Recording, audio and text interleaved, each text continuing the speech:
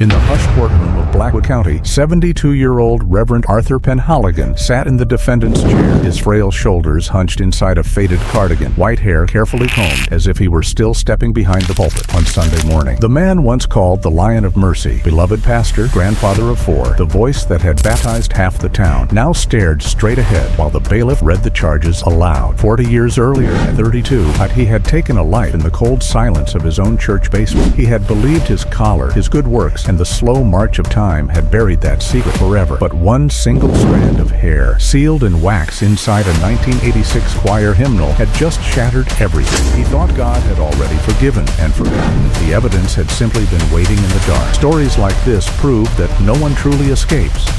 Time is just a longer sentence. If you believe justice has no expiration date, subscribe now and tell us below. Did he deserve everything that came for him? To truly understand this man's fall from grace, let's examine the respected life he led right until the end. Reverend Arthur Penhaligon wasn't just any elderly retiree in Blackwood Creek. He was the cherished former pastor whose wisdom had shaped generations.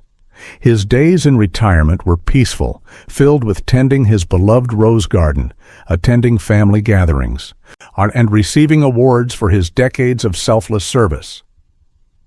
No one questioned his past. No one dared. He had become the embodiment of community spirit, a living example of faith in action. Or so it appeared. This illusion of peace was about to be torn apart by the one piece of evidence he could never have anticipated. The illusion of peace was about to be torn apart by the one piece of evidence he could never have anticipated. Our Reverend Arthur Penhaligon had lived what appeared to be a flawless life of service and devotion in the quiet town of Blackwood Creek, South Carolina. At 72 years old, his days unfolded in the gentle rhythms of retirement that many could only dream of after a lifetime of labor. He woke each morning to the soft light filtering through lace curtains his late wife had chosen decades earlier, and stepped into his rose garden where wrinkled hands moved with deliberate care among the thorns and petals. Those same hands had once baptized infants, held the shoulders of weeping widows, and turned the pages of countless Bibles during sermons that brought entire congregations to tears. The community revered him as the Lion of Mercy, a title he accepted with humble nods and quiet thanks, never once seeking the spotlight, yet always finding it shining upon him. On the evening of his Lifetime Service Award, the town hall overflowed with faces he had known since they were children. The mayor's voice cracked with emotion as he pinned the heavy plaque to Arthur's lapel, and the applause rolled like thunder across the room. Arthur stood there in his simple gray suit, his white hair neatly combed, his eyes soft with what everyone took for gratitude. "I am only a vessel," he said, his voice carrying that soft-spoken grandfatherly warmth that had comforted generations. "Whatever good has come through me belongs to God and to all of you." His two daughters sat in the front row, wiping tears of pride, while his four grandchildren clapped so hard their small palms turned pink. They saw their grandpa as a living saint, the man who told bedtime stories of heaven and who always had peppermints in his pocket for after church. No one in Blackwood Creek doubted his goodness. He had married their sons and daughters, buried their parents, counseled their broken marriages, and fed their hungry. During hard times with food drives, he organized without fanfare. On his church, Grace Harbor Ministries had grown from a modest wooden building into the spiritual heart of the Tri-County area under his steady guidance. People drove miles just to hear him preach because his words felt like personal letters from above. Yet beneath the surface of that admired life, a subtle detail lingered unnoticed by most. Arthur maintained an almost obsessive need for order and cleanliness in his home and in the church records he still occasionally reviewed. In every paperclip, every file, every surface gleamed as if chaos itself could be scrubbed away if one tried hard enough. That night after the gala, he drove home through streets lined with familiar oaks, the award resting on the passenger seat beside a bouquet of roses from the ladies' auxiliary. The family dinner waited warm and inviting, the table set with his usual precision, the silverware aligned the napkins, folded just so.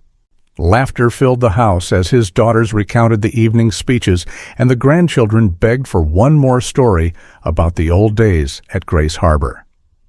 Arthur listened, his smile gentle, his posture relaxed the picture of peaceful retirement. But when one of the children innocently asked about a choir concert from the 1980s, his left hand gave the faintest tremor, a micro-tremor so slight it could have been age or fatigue. He covered it quickly by reaching for his water glass, and the moment passed. No one thought twice. The evening continued in perfect harmony until the knock came at the front door. 2 officers stood on the porch, their uniforms crisp, their expressions respectful but firm. Arthur opened the door, still wearing the cardigan his daughter had given him for Christmas, and the warm light from inside spilled onto their faces. "Reverend Penhaligon, we have a warrant for your arrest," the older officer said quietly, holding up the document. Arthur's face did not register fear. Instead, indignation flashed in his eyes. The same righteous authority that had once commanded pulpits now turned outward in disbelief. "How dare you interrupt a family moment like this?" he demanded, his voice rising with the practiced cadence of a man who had spent 40 years being obeyed without question. The grandchildren froze mid-laugh, the daughters gasped, and the room that had been filled with joy moments earlier now held only stunned silence. The officers moved with professional care, placing handcuffs around those frail wrists that had blessed so many. The metal looked obscene against the soft wool of his cardigan, the 72-year-old grandfather, suddenly small and vulnerable between 2 officers, half his age. As they led him out, the family trailed behind in disbelief, neighbors already gathering on lawns, phones in hand spreading the news like wildfire through Blackwood Creek. The man they had honored hours earlier was now being placed gently into the back of a patrol car, his head bowed, but his holy smile still fixed in place, the one that never quite reached his eyes. That smile sent a chill through everyone who saw it, because it belonged to the respected life they had all believed in, the false peace they had celebrated. The single strand of hair preserved in the binding of a vintage 1986 choir hymnal by a spill of candle wax had waited 40 years to speak. The DNA match was irrefutable, linking Arthur directly to the crime he committed at 32. As the patrol car pulled away from the curb, the town began to stir with a chilling unease that replaced the admiration of the evening. People who had just clapped for him now whispered in doorways, wondering how the Lion of Mercy could possibly be the man the evidence described. Arthur sat in the back seat, staring out at the passing streets he had walked for decades, his mind racing but his face calm. But he believed his age would protect him, that the community would see an old man worthy of mercy rather than judgment. The micro-tremor in his left hand returned stronger now, a silent confession only he could feel. The officers did not notice, but the evidence had already noticed everything. Back at the house, his daughters tried to explain to the grandchildren that there had to be a mistake, while tears streamed down their faces.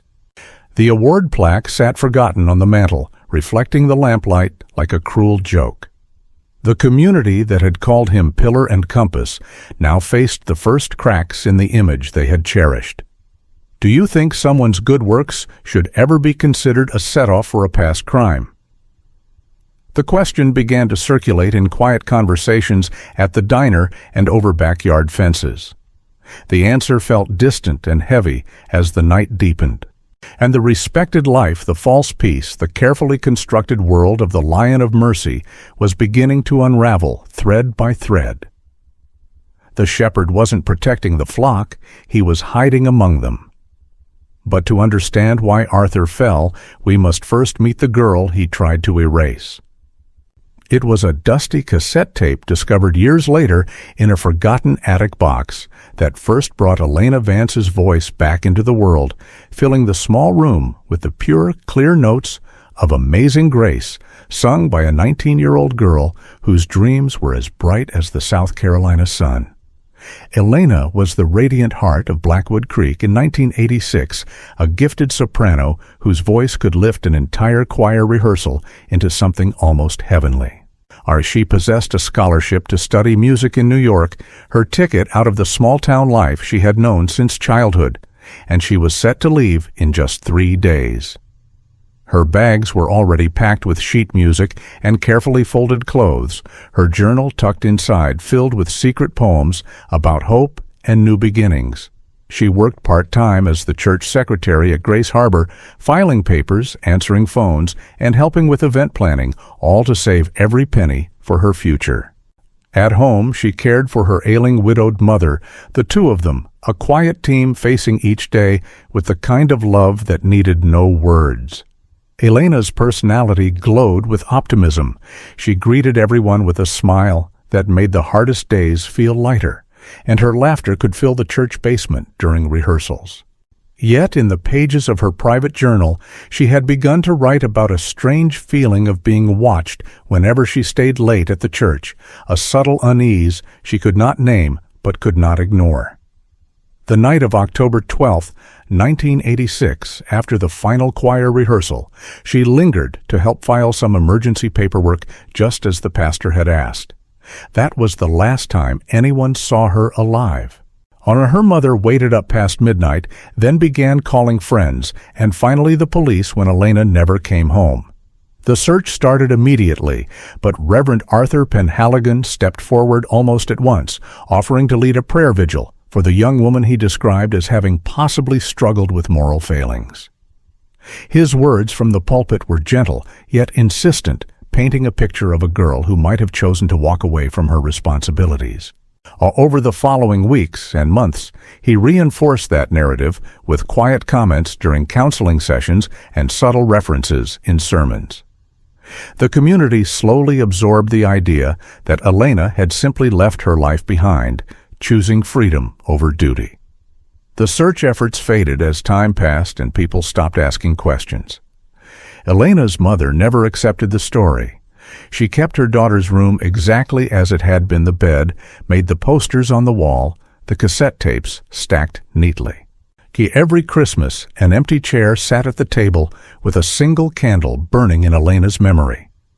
The grief aged her quickly, and she passed away in 2012, still whispering her daughter's name in her final hours. The contrast between Elena's life frozen forever at 19 and Arthur's weathered face at 72 felt like a knife twist, the youth stolen versus the decades of comfort he had enjoyed. Viewers of this story feel the deep empathy for a girl whose dreams were crushed before they could bloom, whose voice was silenced while the man responsible continued to sing hymns of praise. The town had been so ready to believe the respected pastor over the optimistic young woman, and that realization brought sharp grief mixed with uncomfortable questions. Why is it so easy for a community to believe a man of God over a young woman? The thought lingered like smoke after a fire. And Elena did not leave her life behind. It was taken from her one breath at a time. The truth did not leave with her. It was trapped in the very wood of the church, waiting patiently for the right moment to be discovered. The very hands that had spent 40 years baptizing the innocent and blessing the dying were the same hands that had ended everything for a girl who trusted him with her future. October 12, 1986. 9 o'clock in the evening, the church stood empty, except for 2 people. Elena had stayed behind at Arthur's request to help with what he called an emergency filing task in the basement choir room. The air down there was cool and dim, the only light coming from a single bulb swinging slightly overhead. She sorted papers efficiently, her soprano voice humming softly as she worked, unaware of the storm building in the man who watched her from the doorway.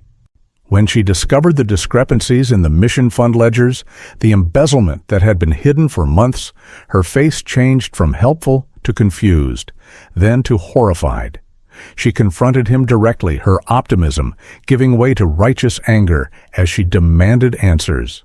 Arthur's demeanor shifted in an instant, the caring pastor replaced by something colder, something that had been waiting beneath the surface. The struggle was brief but desperate in the confined space of the choir room, where hymnals lined the shelves and the faint scent of candle wax still lingered from earlier services. Elena fought for her life, her voice calling out once before silence fell. The act of taking her life happened in painful proximity, the kind that required looking into her eyes for long, terrible minutes, as petechial hemorrhaging told the medical truth later. Arthur did not panic, and even as her body lay still, he knelt beside her and whispered a prayer for guidance, his voice steady, as if the moment were just another test of faith. He calculated every step with chilling precision, wrapping her carefully and moving her to a crawl space beneath the basement floor, a space that would soon be sealed under fresh concrete during a renovation he himself approved. He spent the rest of the night cleaning every surface, using his keys and his knowledge of the building to erase every trace. By dawn, the church looked untouched, the floors gleaming, the air smelling of pine cleaner. He went home and tucked his own young children into bed, kissing their foreheads with the same hands that had just ended a life. The contrast between the 32-year-old Arthur's physical strength and the 72-year-old's current frailty made the memory even more horrifying. He finished the act and returned to his role as father and pastor without missing a beat. The sanctuary had become a tomb, and the priest a gravedigger. But the body was only half the secret. The other half was the lie that followed. For 40 years, Arthur wove that lie into the fabric of Blackwood Creek, using his pulpit to shame Elena's memory and stifle any real search. He spoke of wayward souls and the dangers of ambition, his words carefully chosen to make the town accept her disappearance as her own choice. The cover-up was meticulous and disgusting in its calmness. He attended her mother's desperate pleas with sympathetic nods, while inside he felt nothing but the need to protect his position. The disgust built as the details emerged, the way he used his influence to redirect suspicion, the way he led prayer vigils that were really celebrations of his own escape. The community believed him because he was the Lion of Mercy, the man of God, whose word carried divine weight. Disbelief mixed with the growing sense of betrayal as people realized how thoroughly they had been deceived. The slow dread settled over the decades as Arthur built his megachurch, retired in honor, and watched his family grow while Elena's mother died without answers. He carried the weight of silence every single day, believing time had granted him absolution. Yet the first crack appeared when a church renovation in 2025 uncovered the old hymnal during an estate clearing. The wax spill had preserved the hair strand perfectly, a ghost from 1986, waiting for modern science to bring it back to life. Hope and tension rose as Detective Sarah Linden, the cold case lead whose own mother had been Elena's best friend, took on the investigation with personal fire. Sarah had grown up seeing the empty chair at her mother's table every Christmas. The promise to find the truth burned in her heart. She faced ostracism from her own religious community for daring to question a man of God, but her obsession never wavered. The evidence resurfaced with shocking momentum, the DNA match confirming Arthur's presence at the moment of death. The trap closed steadily as Sarah built an airtight case piece by piece. Confrontation came in the interrogation room, where Arthur's arrogance finally met the truth. The arrest in February 2026 saw a 72-year-old man in handcuffs, his life unraveling in real time. The courtroom became a stage for his arrogance on trial as he sat in his suit expecting sympathy for his age. The evidence spoke clearly through experts and documents exposing every layer of the cover-up. The verdict brought justice and catharsis, though tempered with the heavy knowledge of decades stolen. The final reckoning left a moral weight that lingered long after the gavel fell. Arthur died in the prison infirmary 6 months later, stripped of his collar and his illusions, his daughters finally seeing the monster behind the saint. Elena received a proper funeral, the whole town attending in solemn atonement. Detective Linden placed her badge on her mother's grave, the promise kept. The church was eventually demolished, the sacred ground revealed as hollow. The hymnal now rests in a forensic museum, a silent witness to the truth that waited 40 years for a single hair to tell its story. No one truly escapes time is just a longer sentence. The shepherd wasn't protecting the flock, he was hiding among them, and justice, though delayed, arrived complete.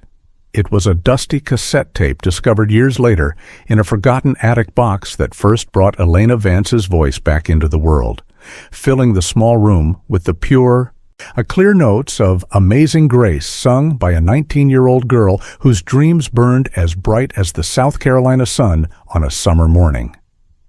Elena was the radiant heart of Blackwood Creek in 1986, the kind of young woman whose presence made ordinary days feel touched by something higher. Her soprano voice could lift an entire choir rehearsal into something almost heavenly, notes soaring so effortlessly that even the sternest deacons found themselves wiping their eyes. She walked the streets of that quiet town with an optimism that refused to dim, greeting shopkeepers by name, helping elderly neighbors carry groceries, and leaving behind a trail of smiles that lingered long after she passed. At 19, she was already a gifted poet in secret, filling notebooks with verses about open roads and second chances, words that captured the restless hope of someone ready to step into a bigger life. People remembered her laughter most of all, light and musical, the sound that could chase away the heaviest clouds over the Tri-County area. She was the girl everyone believed would go far, the one whose future seemed written in bright ink. Yet beneath that glow, a quiet unease had begun to whisper in the margins of her days, a feeling she only dared confess to the pages of her private journal. Elena's scholarship to Juilliard represented everything she had worked toward since she was a child, standing on a kitchen chair pretending to conduct the radio. The acceptance letter had arrived like a miracle, folded carefully inside her journal, her ticket out of the small-town rhythms she had known all her life. She spent weeks packing with meticulous joy, sheet music stacked neatly beside carefully folded sweaters, a small suitcase already labeled for the journey north. New York shimmered in her imagination as a place where her voice could finally stretch its wings fully, where poems could become songs and dreams could become reality. She spoke of it constantly at home, her eyes sparkling as she described the conservatory halls and the bustling sidewalks she had only seen in magazines. Her mother would listen with a mixture of pride and quiet sorrow, knowing the house would feel emptier without her daughter's constant light. Elena never boasted. She simply radiated possibility, the kind that made others believe their own ordinary lives might hold hidden magic too. Those final days before October 12th were filled with last-minute goodbyes and excited whispers shared over sweet tea on the front porch. No one who knew her could imagine her walking away from any of it. At home, Elena and her widowed mother formed an unbreakable team, two women leaning on each other through the long years after her father's passing. The modest house on Maple Lane echoed with their shared routines. Elena helping her mother bathe in the mornings, reading aloud from the Bible or a favorite novel in the evenings, cooking simple suppers that filled the kitchen with warmth and love. Her mother's health had been failing slowly, arthritis twisting her hands and breath coming shorter with each passing season. But Elena's presence turned every hardship into something manageable. They would sit together on the worn sofa after dinner, Elena humming softly, while her mother stitched quilts for the church bazaar, their conversations weaving between memories and hopes for the future. Elena never complained about the extra work. She wore her caregiving role like a badge of honor, the same way she wore her choir robe on Sunday mornings. That bond made the house feel like a sanctuary, a place where love needed no grand gestures, only steady presence. Neighbors often remarked how the two Vance women seemed to carry each other's burdens without a word, their quiet strength a model for the whole community. Yet even in that safe haven, Elena began noting in her journal a growing discomfort whenever she returned from late nights at the church, a sense that eyes lingered on her longer than they should. She dismissed it at first as imagination, but the entries grew more frequent, more uneasy, small cracks in her otherwise shining optimism. Her part-time role as church secretary at Grace Harbor Ministries put her at the center of everything that mattered in Blackwood Creek. She filed papers with cheerful efficiency, answered phones in that melodic voice of hers, and helped organize events that brought the congregation together. She knew the ledgers better than most, the careful columns of donations and mission funds that passed through her careful hands each week.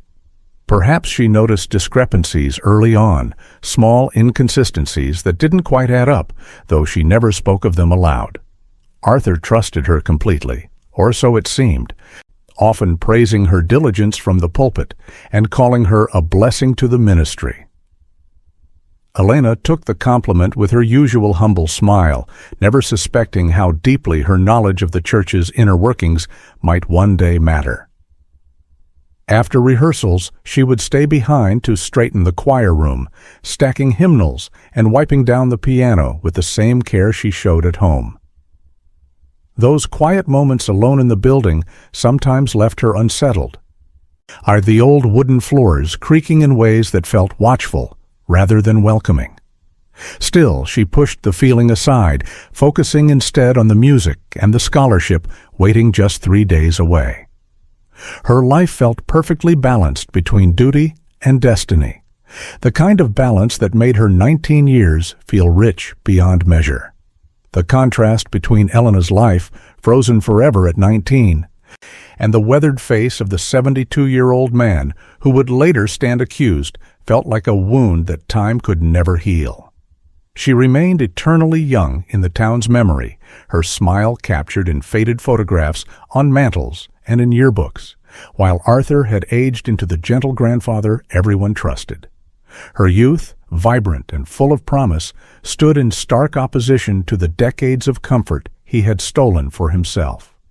People who remembered her spoke of a girl who glowed from within, whose presence made the ordinary sacred. That frozen youth made the loss sharper, the theft more unforgivable. How does a person carry the weight of erasing someone so full of life for 40 years? The question hung unspoken in many hearts as the story unfolded. Elena's optimism had been a light the whole town needed, and its sudden absence left a shadow no one could quite name at first. The night of October 12th, 1986, began like any other choir rehearsal, voices rising in harmony under the warm lights of Grace Harbor. Elena stayed behind at Reverend Penhaligon's request to help with what he called an emergency filing task in the basement choir room. She agreed without hesitation, her helpful nature making refusal impossible. The church emptied slowly, cars pulling away into the autumn darkness, leaving only the two of them in the quiet building. She sorted papers efficiently at first, his humming softly, unaware of the shift in the air. That was the last time anyone saw her alive, her bright optimism walking into a moment that would steal everything. Her mother waited up past midnight, the porch light burning like a beacon, then began calling friends, and finally the police when Elena never came through the door. The frantic search started immediately, flashlights sweeping through fields and along the creek, voices calling her name into the night. Reverend Arthur Penhaligon stepped forward almost at once, offering to lead a prayer vigil for the young woman he described with careful words as possibly struggling with moral failings. From the pulpit, his tone was gentle yet insistent, painting a picture of a girl who might have chosen to walk away from her responsibilities toward a more worldly path in New York. And over the following weeks, he reinforced that narrative in quiet conversations during counseling sessions and subtle references woven into his Sunday sermons. The community, accustomed to trusting his guidance, slowly absorbed the idea that Elena had simply left her life behind. Search efforts faded as donations dried up and questions grew quieter. Arthur's influence turned the town's memory against her, grooming the collective recollection until her name carried a faint stain of shame. Yet the psychological weight of that manipulation was profound, a calculated erasure that allowed him to continue his life unburdened. Why was it so easy for a community to believe a man of God over a young woman whose only crime was dreaming too brightly? The question lingers even now, heavy with the discomfort of truth. Elena's mother never accepted the story. She kept her daughter's room exactly as it had been the morning of October 12th, the bed made with the quilt they had sewn together. On posters of famous singers still taped to the walls, cassette tapes stacked neatly on the dresser. Every Christmas, an empty chair sat at the family table with a single candle burning in Elena's memory, its flame flickering like a promise that refused to die.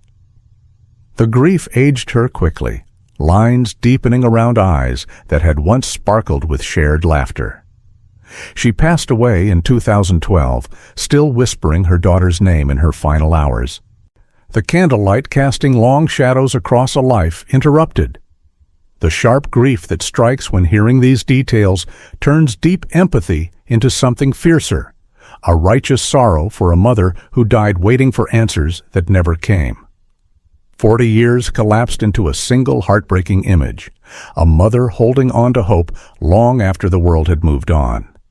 Elena did not simply vanish. Her absence was manufactured, her dreams buried under layers of deliberate lies. The grooming of memory continued for decades, Arthur using his pulpit to shape how the town remembered the missing girl. He spoke of wayward souls and the temptations of ambition, his words carefully chosen to make Elena's disappearance feel like her own choice rather than a crime. Neighbors who once praised her voice now nodded along, uncomfortable but convinced by the authority in his tone.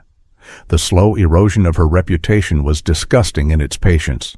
A quiet campaign that allowed Arthur to build his megachurch and retire in honor, while Elena's legacy faded into whispered rumors. The community's willingness to accept his version revealed something unsettling about trust and power, how easily a respected voice could rewrite history. Time collapse moments like this hit hard. 40 years she was erased while he thrived, baptizing children and blessing marriages in the same building where he had taken her life. The weight of that silence pressed on the town like an unseen fog, unnoticed by most, but suffocating to those who still remembered the real Elena. Her journal entries about feeling watched took on new meaning years later when discovered among her mother's kept belongings. The innocent poems gave way to pages of quiet fear, descriptions of lingering glances and unexplained sounds in the empty church. She had trusted the man who led the congregation, on never imagining the danger hiding behind his holy smile. That trust made the betrayal deeper, the loss more personal. People who read those entries later felt the chill of hindsight, realizing how close she had come to naming the unease before it consumed her.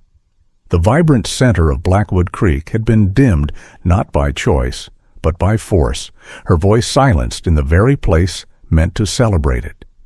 The emotional toll on the viewer grows with each detail, on admiration for her spirit turning to profound grief for everything stolen in a single night. The town's collective memory held fragments of Elena that refused to fade completely. The way she helped with Vacation Bible School, the handmade cards she left for shut-ins, the way her singing filled the sanctuary with hope on Easter mornings. Those memories clashed painfully with the narrative Arthur crafted, creating an undercurrent of doubt that simmered for decades. On her mother's quiet vigil became a symbol of enduring love, the empty chair a silent accusation against the lies that had taken root. When her mother died without closure, the grief rippled outward, reminding everyone of the human cost of forgotten justice. Elena's frozen youth stood as a haunting reminder against the aged face of the man who had lived freely. The discussion arose naturally in quiet conversations. Why had the community been so ready to believe the pastor over the girl?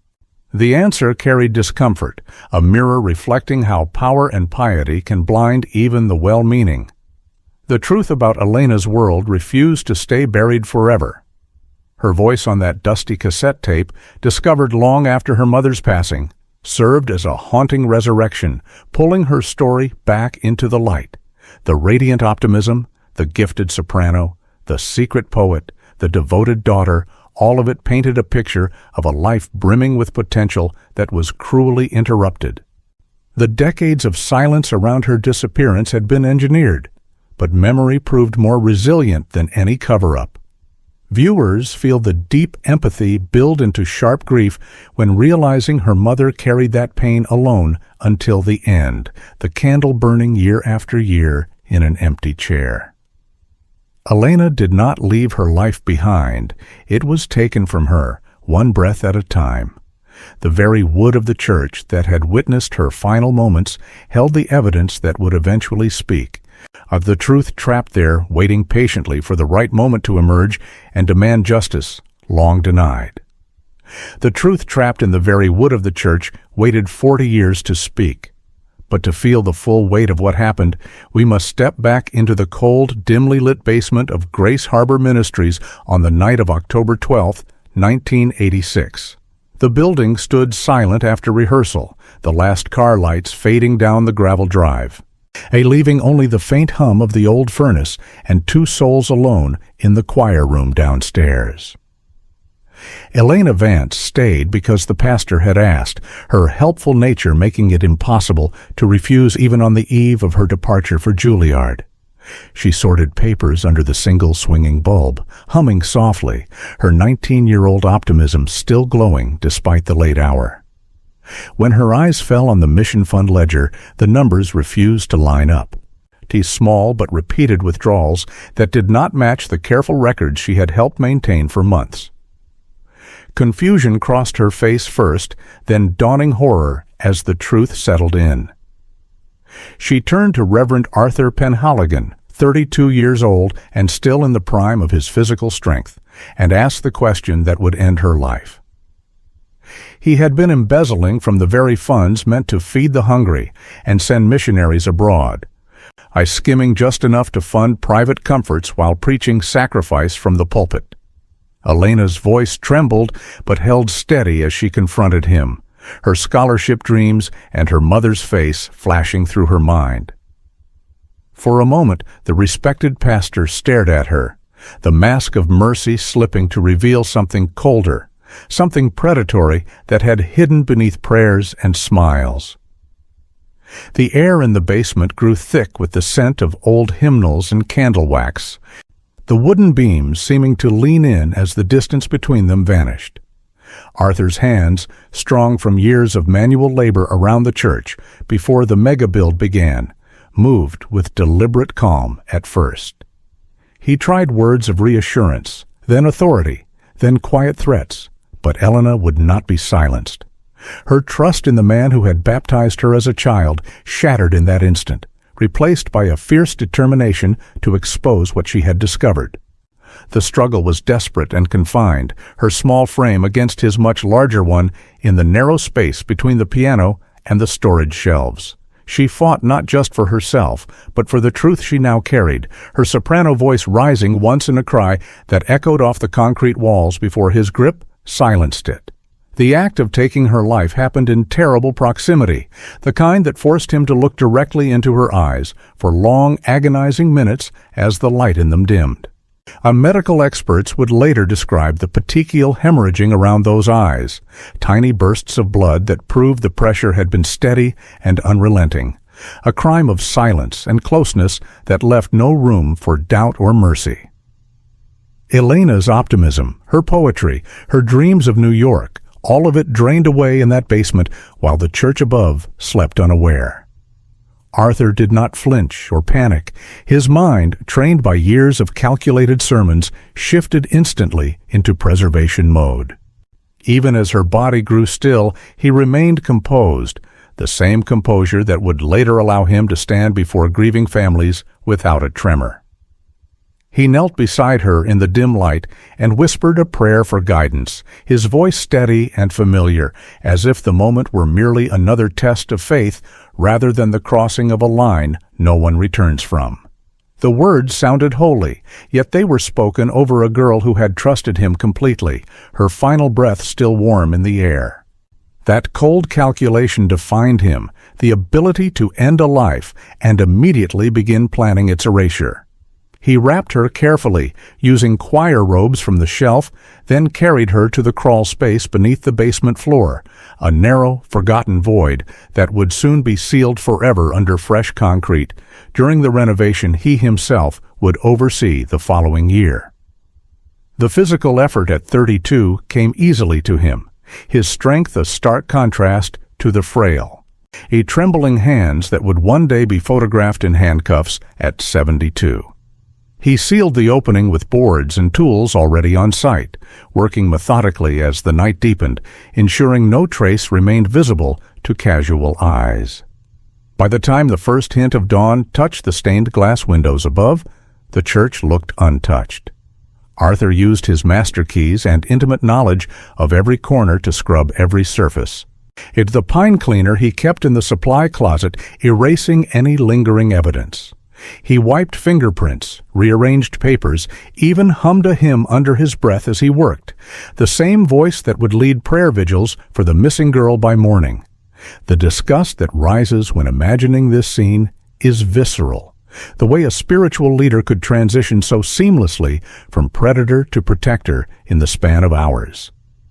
He locked the doors behind him as the sun rose, driving home through quiet streets where neighbors were just beginning their day, his cardigan still neat, his expression calm.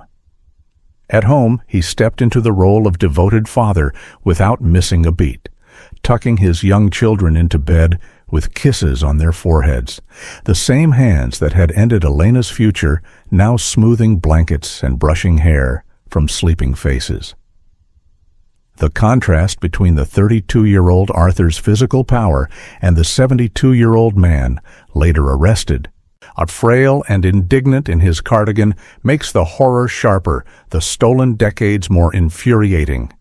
He had crossed a line no one returns from, yet returned to his life as if nothing had changed, baptizing infants and comforting widows while Elena's mother waited by an empty chair.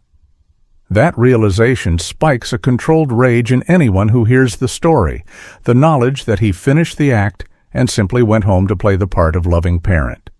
How does a person carry that weight for 40 years while preaching mercy every Sunday? The question burns because the answer reveals something dark about human capacity for deception. Arthur's arrogance, even in that moment, was breathtaking.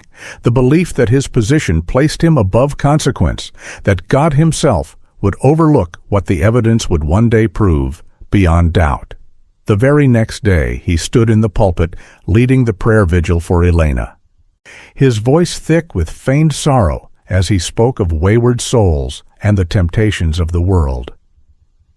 The community wept with him, never suspecting the man guiding their prayers had been the last to see her alive. He shaped the narrative from the very first hour, planting seeds that would grow into the lie the town eventually accepted. The rage builds further when realizing he used the tragedy to strengthen his own image, the Lion of Mercy appearing even more compassionate in the face of loss. Elena's scholarship, her packed bags, her mother's desperate searches, all of it became collateral in his careful cover-up. He attended the early search parties, offered comforting words to her mother, all while knowing exactly where the truth lay, hidden beneath the church floor. The psychological weight of that double life is almost unbearable to contemplate, the constant vigilance required to maintain the facade year after year. Is a crime committed by a spiritual leader more or less evil than one by an ordinary man? The question arises naturally because the betrayal cuts deeper when it comes from the very hands that claim to serve heaven. Arthur's actions that night were not a moment of passion, but a calculated erasure of a threat to his carefully built empire. He had spent years cultivating trust, only to weaponize it the moment it endangered him. The horror of the reconstructed events leaves no room for excuses, only a burning sense of injustice that time had allowed to fester. 40 years he lived in comfort, while Elena remained 19 forever, her voice silenced in the very sanctuary meant to celebrate it. The age irony strikes again and again.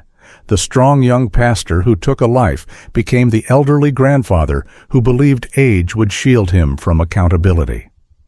The sanctuary had become a tomb, and the priest a gravedigger. But the body was only half the secret. To the other half was the lie that followed. The lie that followed was masterful in its simplicity and devastating in its cruelty.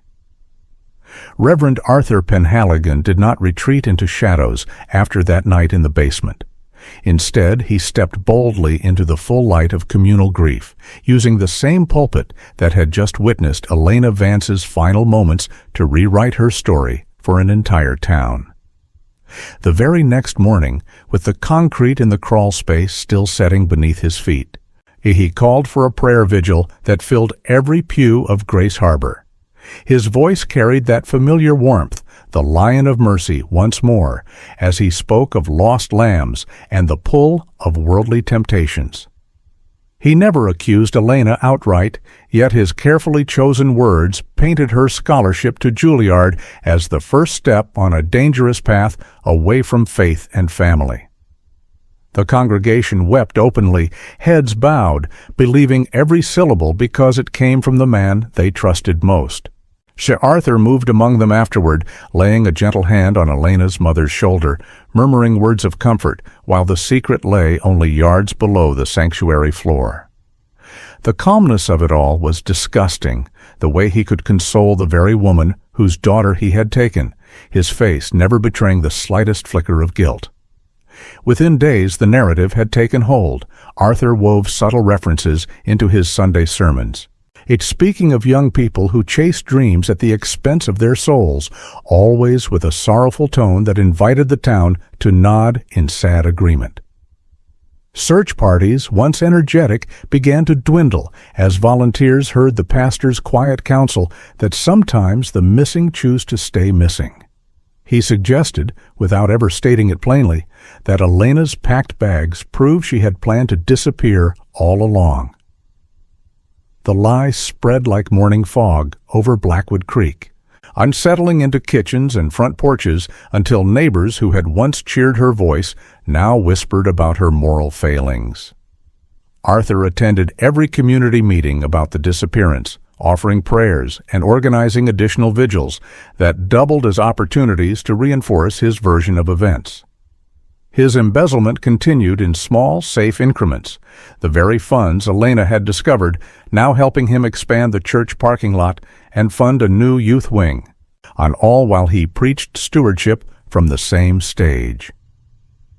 The disbelief grows when you realize how perfectly he turned tragedy into personal gain, how the death of a 19-year-old girl became the foundation for his rising influence. Years passed and the cover-up matured into something almost elegant in its horror. By the early 1990s, Arthur had broken ground on what would become the megachurch complex. The construction crews unknowingly pouring fresh concrete directly over the sealed crawl space. He stood on the site each day in his hard hat and clerical collar, blessing the workers and quoting scripture about building on solid rock. The irony burned.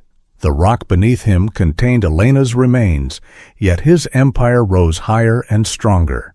He married couples in the new sanctuary, baptized their children, and buried their parents, all while the lie aged alongside him. His own daughters grew up hearing the story of the wayward choir girl who had left town, never suspecting their father's hands had ended her future. Arthur maintained the facade at home with the same obsessive cleanliness that had served him in the basement that night, every surface polished, every memory controlled. The community rewarded him with greater respect, larger offerings, and the title Lion of Mercy becoming official on church signage. Disgust deepens with every remembered detail. In the way he used Elena's silenced voice to amplify his own, turning her erased dreams into sermons about the dangers of ambition. The 1990s turned into the 2000s, and still the lie held. Arthur led anniversary prayer services for the missing girl, each one more elaborate than the last, complete with candlelight and special music that never included her favorite hymns. He stood before television cameras when the local news did occasional follow-ups, on his face lined with practiced sorrow, urging viewers to pray for all runaways. Behind closed doors, he continued reviewing the old ledgers, making sure every trace of the original discrepancies had been altered or destroyed. His wife, before her passing, once remarked how devoted he was to the church's history, never knowing the real reason he kept those files so meticulously organized. The town's collective memory had been groomed so thoroughly that Elena's name now carried a faint shadow, a cautionary tale rather than a tragedy. People who had known her as the radiant soprano began to doubt their own recollections, wondering if perhaps she really had run off. The disbelief becomes almost unbearable when you picture Arthur at 50, then 60, standing taller in his pulpit each year, the secret below him growing colder while his public warmth only increased. He retired in 2020 with a grand celebration, the Lifetime Service Award gleaming on his chest, the same hands that had strangled life now trembling slightly as they accepted the plaque. 40 years of the lie had made him untouchable, a living saint in Blackwood Creek. His grandchildren sat in the front row, viewing him exactly as the town did, a man whose goodness had no beginning and no end. Yet even in retirement, he could not resist visiting the old church building during renovations, offering guidance on what should be preserved. The very hymnal that would later betray him sat on a shelf during one of those visits, its pages untouched since 1986. Arthur walked the basement corridors with the confidence of ownership, never imagining that a single strand of hair preserved by candle wax waited patiently in its binding. The cover-up had been so complete, so disgustingly calm, that time itself seemed to have granted him absolution. On how does a man preach forgiveness every Sunday while living the ultimate unforgivable deception? The question circles in the mind because the answer reveals a darkness that wore a collar and smiled like a grandfather. The lie had protected him through every milestone: his daughter's weddings, the birth of grandchildren, the expansion of Grace Harbor into a regional landmark. He counseled grieving families with the same voice that had once prayed over Elena's still warm body, offering comfort he had stolen from others.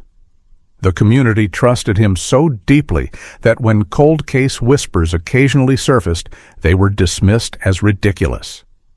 Arthur himself would chuckle softly if the topic arose, shaking his head at the idea that anyone could suspect the Lion of Mercy. His arrogance grew with each passing decade, the belief that age and good works had erased the past entirely. Disbelief spikes when realizing how many lives he touched, how many baptisms and funerals he conducted while standing literally on top of his crime. The psychological weight of maintaining that double life for 40 years should have crushed an ordinary man, yet Arthur thrived, his false peace deepening with every accolade. The very hands that had ended a young woman's future now blessed newborn babies in the same building. The contrast so stark, it feels like a betrayal of basic human decency.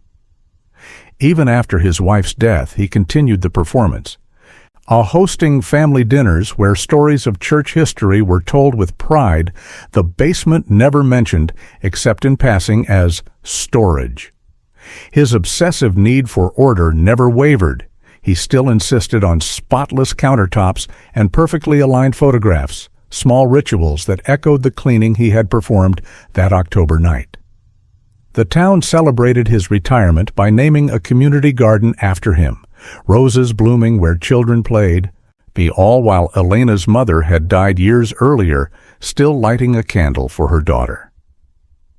The grooming of memory had been so successful that the empty chair at Christmas tables became just another sad tradition rather than a question demanding answers. Arthur accepted the garden dedication with humble tears, the same eyes that had watched life leave Elena now glistening for the cameras. The disgust is profound because the lie was not passive. It was actively nurtured, watered with prayers and fertilized with influence until it became the truth everyone accepted. By 2025, the cover-up had lasted longer than Elena had been alive.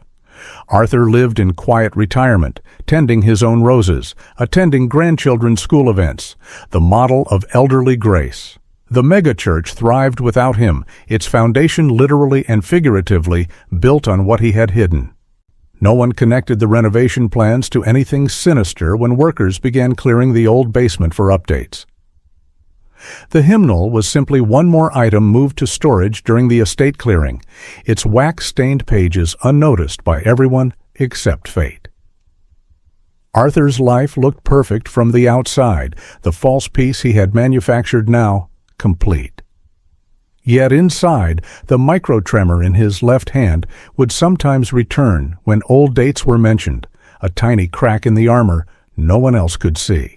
And the disbelief lingers because a man who spent 4 decades deceiving an entire community had done so with the tools of faith itself, turning Scripture into a shield and mercy into a weapon.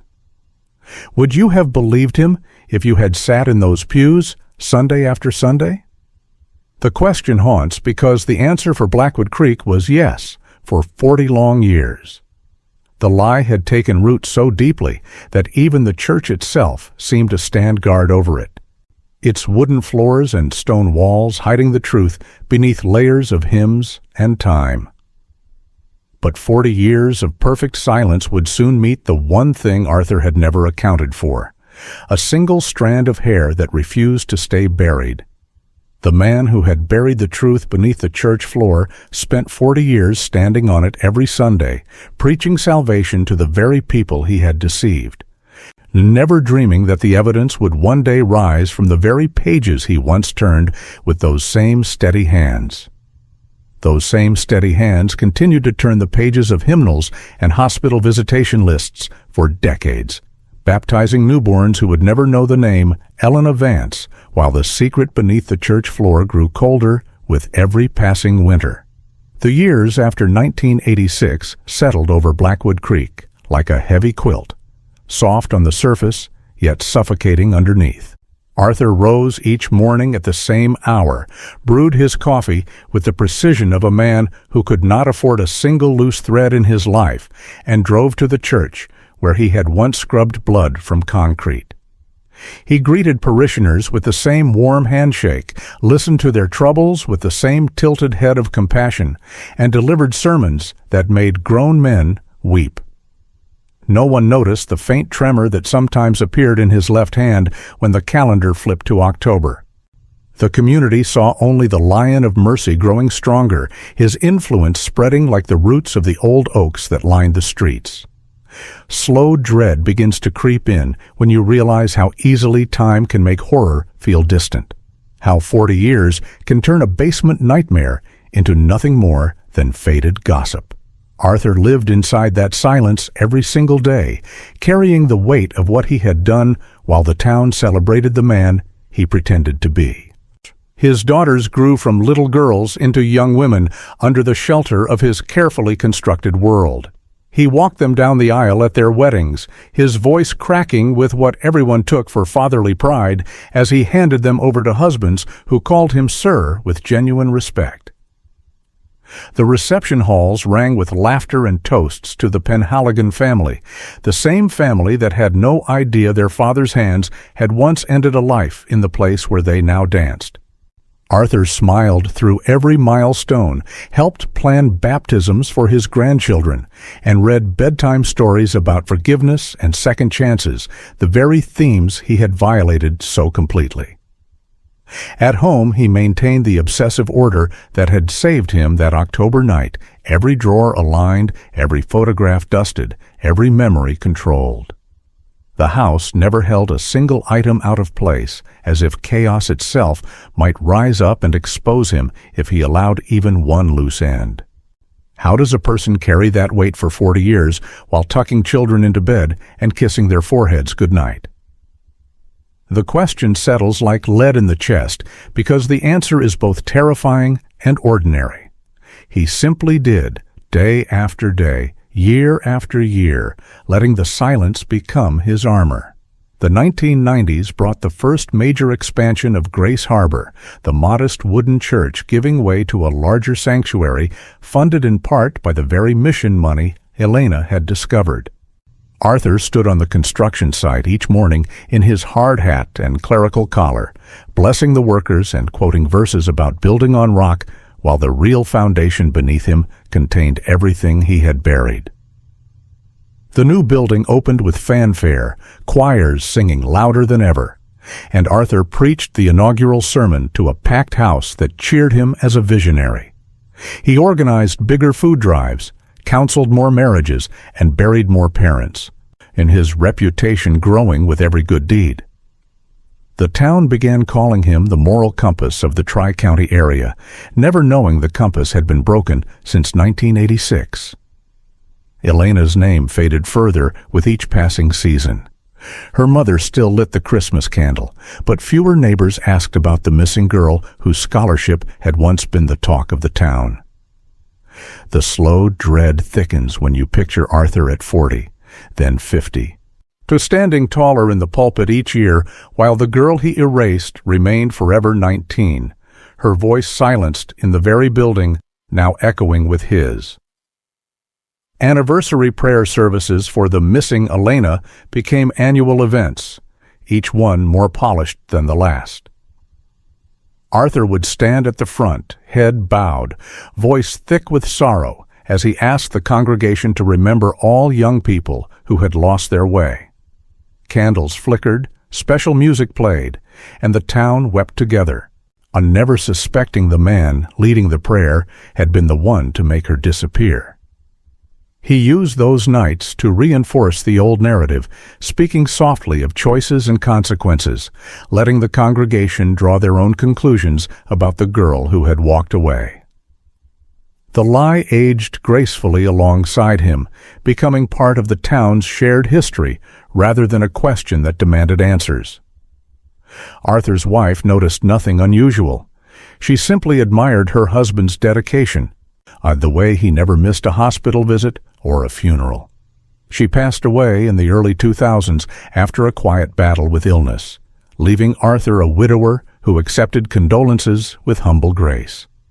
The community rallied around him, bringing casseroles and offers of help, all while he sat in the empty house at night, staring at the walls that had never heard Elena's name spoken aloud. By the time the new millennium arrived, Arthur had become the undisputed spiritual leader of Blackwood Creek. And his megachurch dreams were fully realized. The parking lot filled every Sunday with cars from 3 counties. He counseled grieving families with the same steady voice that had once prayed over a still warm body in the basement. Grandchildren filled his life with noise and joy, small hands reaching for the peppermints he still kept in his pocket, their laughter covering any lingering echoes from the past. He taught them hymns in the same choir room where he had ended a life, his 70-year-old frame now slower, but his smile still gentle. The contrast between the strong 32-year-old who had carried Elena to the crawl space and the aging grandfather who now needed help rising from his pew made the decades feel like a cruel joke played by time itself. 40 years. That is how long he had been getting away with it, waking each morning to a world that believed in his goodness, while the truth lay sealed beneath concrete and lies. The slow dread grows heavier with every remembered birthday party, every holiday gathering, every ordinary Tuesday where life continued as if nothing had ever been stolen. Elena's mother aged alone in the house on Maple Lane, the empty chair at the table becoming a permanent fixture. She kept her daughter's room exactly as it had been, the cassette tapes collecting dust, the journal hidden in the drawer where it would one day be found. On every October 12th, she drove to the church and sat in the back pew, lighting a candle and whispering prayers for the daughter who had simply vanished. Arthur would always greet her kindly, offering a comforting hand on her shoulder, the same hand that had silenced Elena forever. The town grew used to the sight of the grieving mother, her pain becoming background noise rather than a call for justice. When she passed in 2012, the funeral was modest, on Arthur delivering the eulogy with tears in his eyes, speaking of a mother's enduring love. No one connected her death to the long-ago disappearance. It was simply another sad chapter in a small-town story. The silence around Elena had become so complete that even her own mother's passing felt like the final page turning on a forgotten book. The dread deepens here. The realization that an entire life of waiting ended without answers while the man responsible stood at the pulpit speaking words of comfort. Arthur's obsessive need for order never left him. He still arranged the silverware at family dinners with military precision, still reviewed old church files late at night to ensure every number aligned perfectly. The micro-tremor in his left hand appeared more frequently now. He always, when someone mentioned the year 1986 or asked about the old basement during renovations. He covered it by reaching for his water glass or adjusting his glasses, the same calm calculation that had served him the night of the crime, now protecting him in old age. Neighbors remarked on his remarkable memory for details, never knowing those details included the exact placement of every board over the crawl space. He visited the church often in retirement, offering advice on the upcoming updates, walking the corridors with the confidence of a man who believed his secret was eternal. The community saw a beloved elder statesman, the Lion of Mercy, in his twilight years, never suspecting the weight he still carried every time he passed the spot where Elena had fought for her life. The 2000s slipped into the 2010s, and the lie remained flawless. Arthur watched his grandchildren graduate, attended their recitals, and posed for photographs that would later fill family albums labeled Grandpa the Saint.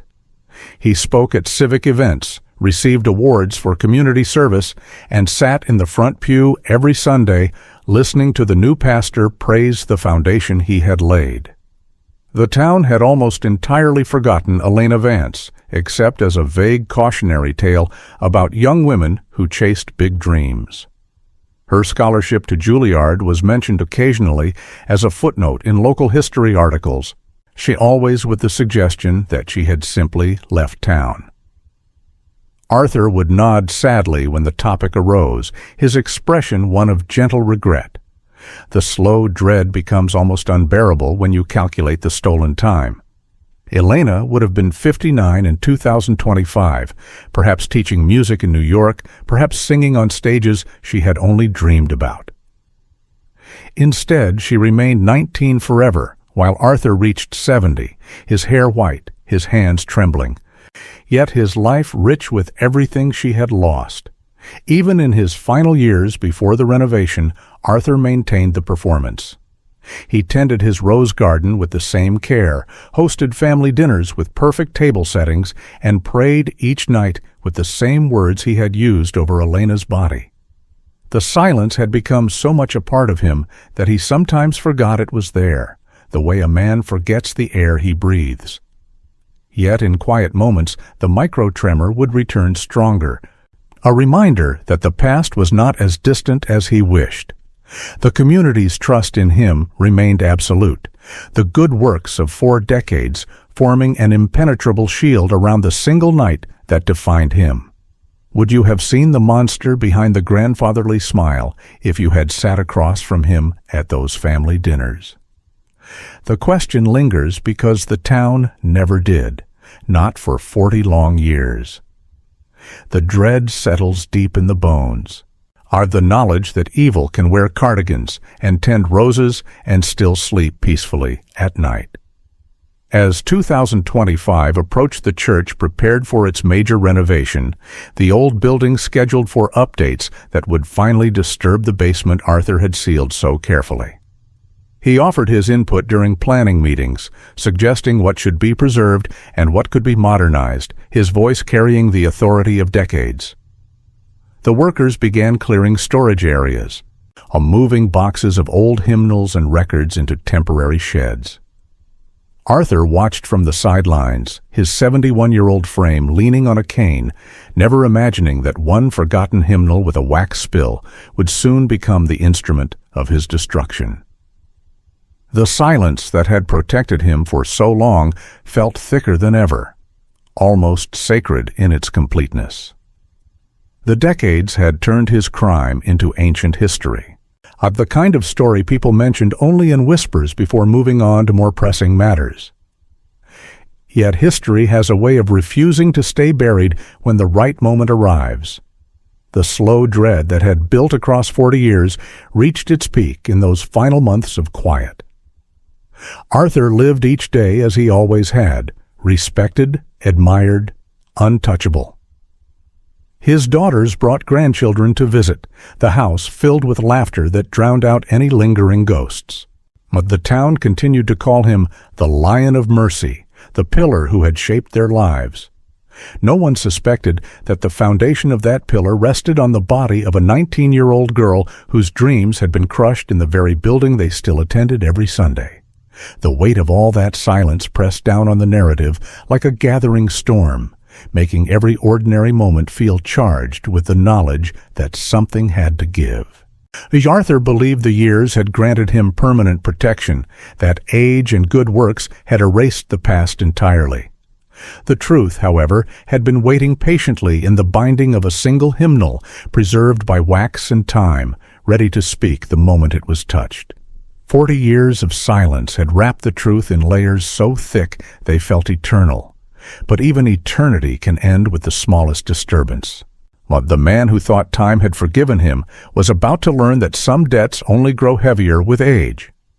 But the first crack in that perfect silence was coming, and it would begin with a single strand of hair that refused to stay hidden any longer. In the spring of 2025, the first crack finally appeared, small and almost invisible, the kind of thing no one would notice unless they were looking for ghosts. Then on a warm April morning, renovation crews arrived at Grace Harbor Ministries to begin the long-planned update of the aging building. Workers in hard hats carried boxes of old choir hymnals from the basement storage into the sunlight, stacking them on folding tables for sorting. One hymnal, its cover faded to the color of dried leaves, caught a young worker's eye because a thick spill of candle wax had sealed several pages together decades earlier. He pried the pages apart carefully, and expecting nothing more than dust. Instead, a single strand of hair, fine and dark, lay trapped in the wax like an insect in amber. The strand had been there since 1986, preserved perfectly by the very wax that had dripped during a long-forgotten service. The worker set the hymnal aside without much thought, but something about that single hair made him hesitate. He mentioned it to the site supervisor, who shrugged and said to bag anything unusual for the church archive. Hope flickered for the first time in 40 years, faint but real, the kind of hope that begins with one ordinary object refusing to stay silent. The hymnal was moved to a temporary storage shed along with other artifacts from the old basement. Later that week, during the estate clearing required for the renovation permits, a volunteer archivist from the Historical Society opened the box. She noticed the wax and the hair immediately. Something about the date stamped inside the cover, 1986, stirred a vague memory of the missing choir girl whose name still appeared in old newspaper clippings. The archivist took photographs, then quietly contacted the state cold case unit, not because she suspected murder, but because the hair felt like a loose thread in a story that had never quite been finished. The call reached Detective Sarah Linden late on a Thursday afternoon. Sarah, now in her late 40s, had grown up hearing her mother speak of Elena Vance as the best friend whose empty chair still sat at their family table every Christmas. Sarah had joined the South Carolina Law Enforcement Division precisely because of that empty chair, promising her dying mother she would never stop looking. When the archivist described the hymnal and the preserved strand, Sarah felt a jolt of electricity run through her. After 40 years of dead ends, here was something physical, something science could finally touch. Tension coiled in her chest, tight and hopeful, because she knew one hair could change everything if it belonged to the right person. Sarah drove to Blackwood Creek the next morning, the hymnal now secured in an evidence bag on the passenger seat. She met the archivist in the church parking lot, the same lot Arthur had helped expand with money Elena had once questioned. The building looked different in daylight. Its steeple still proud, but the basement windows boarded for renovation. Sarah examined the hymnal under bright portable lights, her gloved fingers tracing the wax seal. The hair was intact, a perfect sample for mitochondrial DNA testing. She sent it immediately to the state lab with a rush request, marking the case as high priority. While she waited for results, she began the quiet work of reopening the file that had gathered dust since 1986. Old witness statements, Elena's mother's frantic reports, the prayer vigils led by Reverend Penhaligon, everything was pulled into digital light. Hope grew stronger with each page, the sense that modern forensics might finally give Elena a voice. Yet tension mounted too, because Sarah knew the town still revered the retired pastor, the Lion of Mercy, whose retirement gala had filled the same town hall only months earlier. Questioning him would not be simple. The lab results arrived faster than expected. But the hair belonged to a male, and the partial profile was enough to run against familial databases. Sarah cross-referenced church membership rolls from 1986, focusing on men who had regular access to the basement choir room. Arthur Penhaligon's name appeared repeatedly, pastor, organizer, the man who had keys to every door. Sarah felt the first real surge of momentum, a quiet hope that justice might finally be within reach. She drove past Arthur's modest retirement home on the edge of town, seeing the rose garden he tended so carefully, the same hands that had once been strong enough to end a life now frail and spotted with age. At 71, he looked every bit the gentle grandfather the community adored, yet Sarah's instinct screamed that the gentle exterior hid the predator who had lured Elena downstairs under false pretenses. Tension tightened as she realized the battle ahead. The town would fight to protect its saint, and Arthur would likely hide behind his age and his good works. Still, the crack had widened. A single strand of hair had survived concrete, renovations, and 40 years of deliberate silence. Sarah began interviewing former choir members in quiet coffee shops, asking gentle questions about the night of October 12th. Some recalled Elena staying late to help with filing. Our others remembered Arthur locking up the building himself after the rehearsal. No one had seen anything suspicious at the time, but memory sharpened when Sarah mentioned the hymnal. One elderly woman who had sung beside Elena that final night grew pale when she heard about the hair.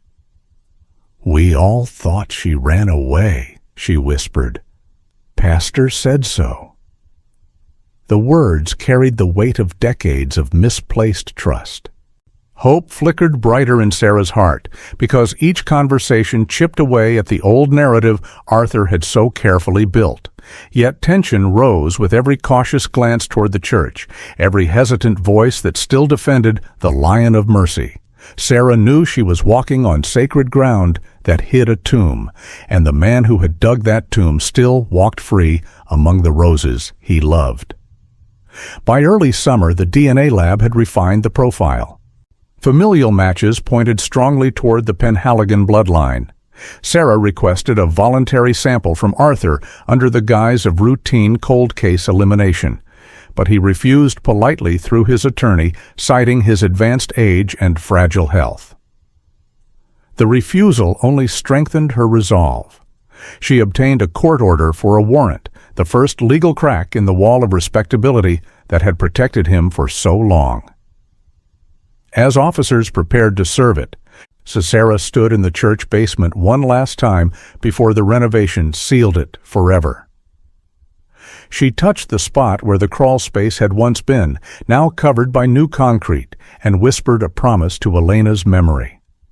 Hope swelled into something almost tangible, the sense that after 40 years the truth was finally rising. Tension hummed in the air like the old furnace that still rattled below, because Arthur, at 71, still commanded loyalty that could turn the town against her.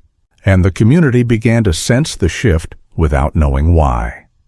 Whispers spread at the diner about the detective asking questions again about the Vance girl. Some dismissed it as pointless, digging into old pain. Others felt an uneasy stirring, as if the Lion of Mercy's halo had developed the faintest tarnish. Arthur continued his quiet retirement, tending roses and attending grandchildren's events, but the micro-tremor in his left hand returned more often now, especially when the phone rang with unfamiliar numbers. He told his daughters it was nothing, just old age, yet inside the first real fear had taken root. The hair strand had done what no witness, no confession, no guilty conscience had managed in 4 decades. It had spoken. Hope for justice burned quietly in Sarah's chest, while tension wrapped around the entire town like an approaching storm. People who had clapped for Arthur at his Lifetime Service Award now found themselves wondering, just for a moment, if the man they honored had been hiding something monstrous behind the pulpit. The crack widened further when Sarah discovered the renovation records showing Arthur had personally approved the concrete pour over the basement floor in 1987. The timing was too perfect, too convenient. She laid the documents out in her office late at night, the evidence forming a chain that reached across 40 years. Elena's journal, preserved by her mother, I described the feeling of being watched in the very room where the hymnal had waited. Every piece fit with terrible precision. Hope became a steady flame now, the kind that lights the path to truth after decades of darkness. Tension, however, grew heavier, because confronting a beloved 71-year-old pastor in a town that still called him the moral compass would test Sarah's career and her standing in the religious community that had once embraced her. She knew ostracism waited if she was wrong, but every instinct told her she was right. In the quiet hours before dawn, Sarah sat with the evidence box open, the hymnal beside Elena's faded photograph. The contrast struck her deeply. The 19-year-old girl frozen in radiant optimism versus the elderly man who had stolen her future and lived richly in her place. The single strand of hair had bridged that gap, collapsing time in a way no one could have predicted. The first crack had become a fissure, and the wall built on lies was trembling. People who heard the early rumors began to ask themselves the question that would soon echo through Blackwood Creek. What if the Lion of Mercy had been something far darker all along? Hope and tension held the town in delicate balance, the kind of balance that precedes a fall no one can stop. The truth had found its first foothold after 40 years of silence, and it would not let go. A single hair, preserved by wax and forgotten by everyone except fate, had done what prayers and good works never could. It had started the unraveling. The man who believed his age made him untouchable was about to discover that some evidence ages better than people. But to see how that single crack became an unstoppable avalanche, we must meet the investigator whose personal promise turned quiet hope into relentless pursuit. The detective Sarah Linden had carried the empty Christmas chair in her heart since she was 7 years old. Every December, her mother would set the extra place at the table, light the single candle, and speak Elena Vance's name as if the 19-year-old girl might walk through the door any moment. Sarah grew up in that ritual, the flickering flame reflecting in her mother's eyes, the quiet promise that justice had no expiration date. When her mother died in 2014, Sarah stood at the grave and whispered the same vow. I will find her. That promise became the engine of her life. She joined the South Carolina Law Enforcement Division, rose through the ranks with quiet determination, and eventually took charge of cold cases, always keeping Elena's file on the corner of her desk like a lighthouse. At 48, Sarah was neither dramatic nor flashy. She was steady, patient, the kind of detective who measured success in millimeters of progress rather than headlines. Her obsession was not loud. It was a low, constant burn that shaped every decision she made. She lived alone in a small house on the outskirts of Columbia, walls lined with timelines and photographs that no visitor ever saw. Elena's senior picture smiled from the center of the largest board, the scholarship letter pinned beside it like a flag that had never been allowed to fly. Sarah ran 5 miles every morning before dawn, then spent her evenings reading old witness statements until the words blurred. She kept Elena's cassette tape in her glove compartment and played it on long drives, the pure soprano voice filling the car like a living heartbeat. Colleagues respected her brilliance but worried about the cost. She rarely took vacations, rarely dated, and turned down promotions that would pull her away from cold cases. The personal toll showed in the faint lines around her eyes and the way she sometimes stared too long at family photos on other people's desks. Yet Sarah never complained. She believed that if she stopped moving, the truth would slip back into the dark, where Arthur Penhaligon had hidden it for 40 years. When the call came about the hymnal and the single strand of hair, Sarah felt the first real tremor of something bigger than hope. She drove to Blackwood Creek that same afternoon, a evidence bag on the seat beside her, heart beating steady but loud. In the church parking lot, she met the archivist and examined the wax-sealed pages under portable lights. The hair was perfect, untouched by time. Sarah's gloved fingers trembled only once, not from doubt, but from the weight of 40 years finally resting in her hands. She sent the sample to the lab with the highest priority code she had ever used. R then sat in her car for a long moment, staring at the steeple that had guarded the secret. Curiosity burned in her now, sharp and focused. She wanted to understand how a man could baptize babies and bury the dead while standing on top of his own crime. She wanted to know what kind of soul could smile at grandchildren after ending a girl's entire future. The lab confirmed the familial match faster than anyone expected. Sarah sat at her desk reading the report at 3 a.m, the glow of the computer screen the only light in the room. Arthur Penhaligon's bloodline was unmistakable. She leaned back in her chair, exhaled slowly, and allowed herself one quiet moment of respect for the science that had outsmarted 4 decades of lies. Then she began building the case with the patience of a woman who had waited her whole life for this. She pulled every record from 1986, cross-referenced every sermon tape, every renovation permit Arthur had signed. She interviewed former choir members in hushed tones, always respectful, always careful not to alarm the town that still worshipped the Lion of Mercy. Each conversation added another piece, another crack in the wall. Sarah's respect for Elena deepened with every detail. The girl's secret poems, her care for her mother, her bright optimism that had been crushed in a basement. Sarah kept a small notebook where she wrote Elena's dreams as if they were her own, a private act of remembrance. The personal cost began almost immediately. When word spread that the cold case detective was asking questions again, Sarah's own church community turned cool. Old friends stopped returning calls. A deacon she had known for years pulled her aside after service and warned her gently about persecuting a man of God in his twilight years. Sarah listened without anger, but the words stung. She had grown up in those same pews, had sung in the same choirs, and had believed in the same mercy Arthur preached. Now that mercy was being weaponized against her. Her sister called from Atlanta, worried about the family name being dragged into controversy. Sarah answered calmly, "This isn't about names. It's about a girl who never got to live." The ostracism hurt, but it only sharpened her focus. She worked longer hours, slept less, and spoke to Elena's faded photograph each night before bed. "I'm still here. I haven't forgotten." Her brilliance showed in the smallest details. She noticed that Arthur had personally approved the 1987 concrete pour over the basement floor, the timing suspiciously perfect. She tracked the mission funds Elena had questioned and found the altered ledgers in scanned archives.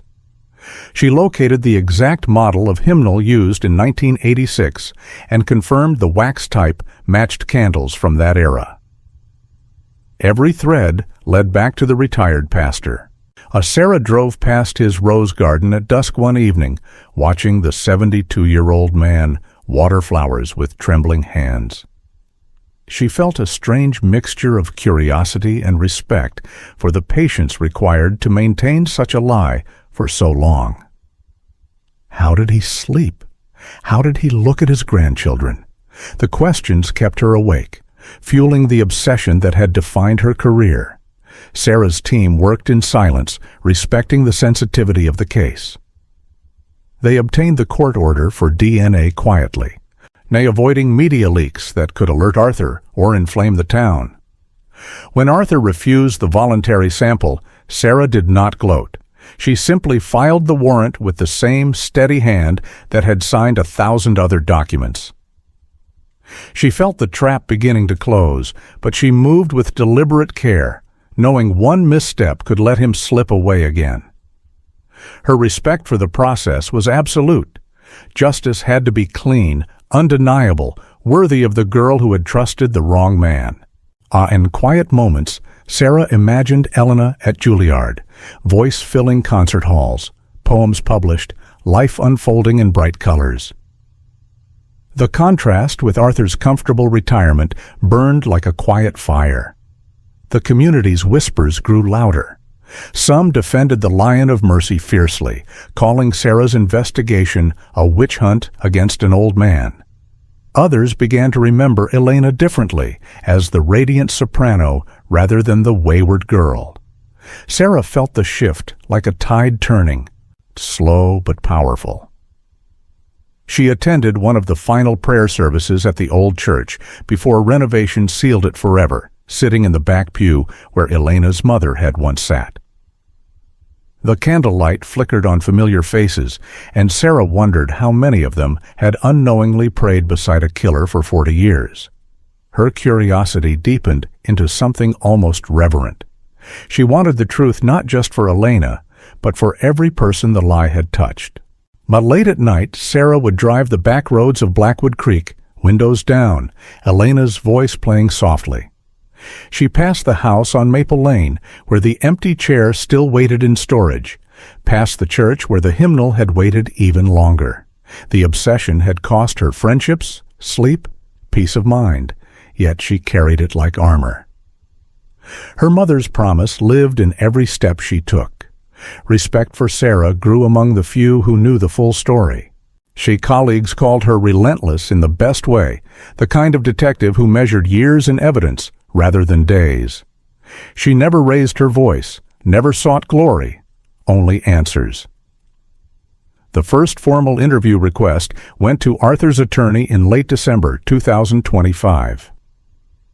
Sarah sat in her office composing the letter with careful words, offering every courtesy to the elderly suspect. She knew he would refuse at first, knew the battle for public opinion would be fierce. Yet the hair had spoken, and Sarah would make sure the rest of the evidence followed. Curiosity about the man behind the collar burned brighter now. She wanted to look into the eyes that had watched life leave Elena and see if anything human remained. The trap was closing inch by inch, built on science, patience, and a promise kept across generations. Sarah Linden stood at the edge of the abyss that had swallowed Elena Vance, and she refused to blink. Her obsession was not revenge. It was restoration, a quiet, ferocious belief that no pulpit, no age, no amount of good works could silence the truth forever. The investigator who had grown up with an empty chair was about to fill it with justice long denied. But even the most patient hunter must eventually spring the trap, and the evidence that had waited 40 years was finally ready to roar. The evidence that had waited 40 years was finally ready to roar.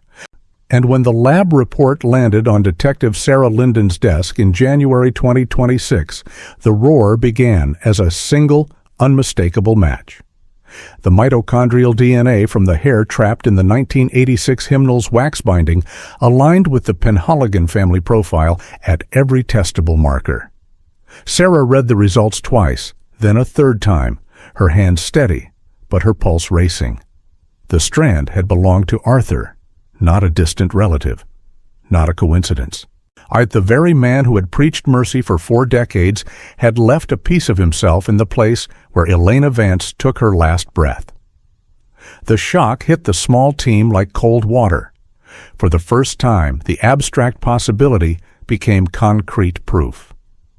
Sarah sat back in her chair and allowed herself one long, silent breath.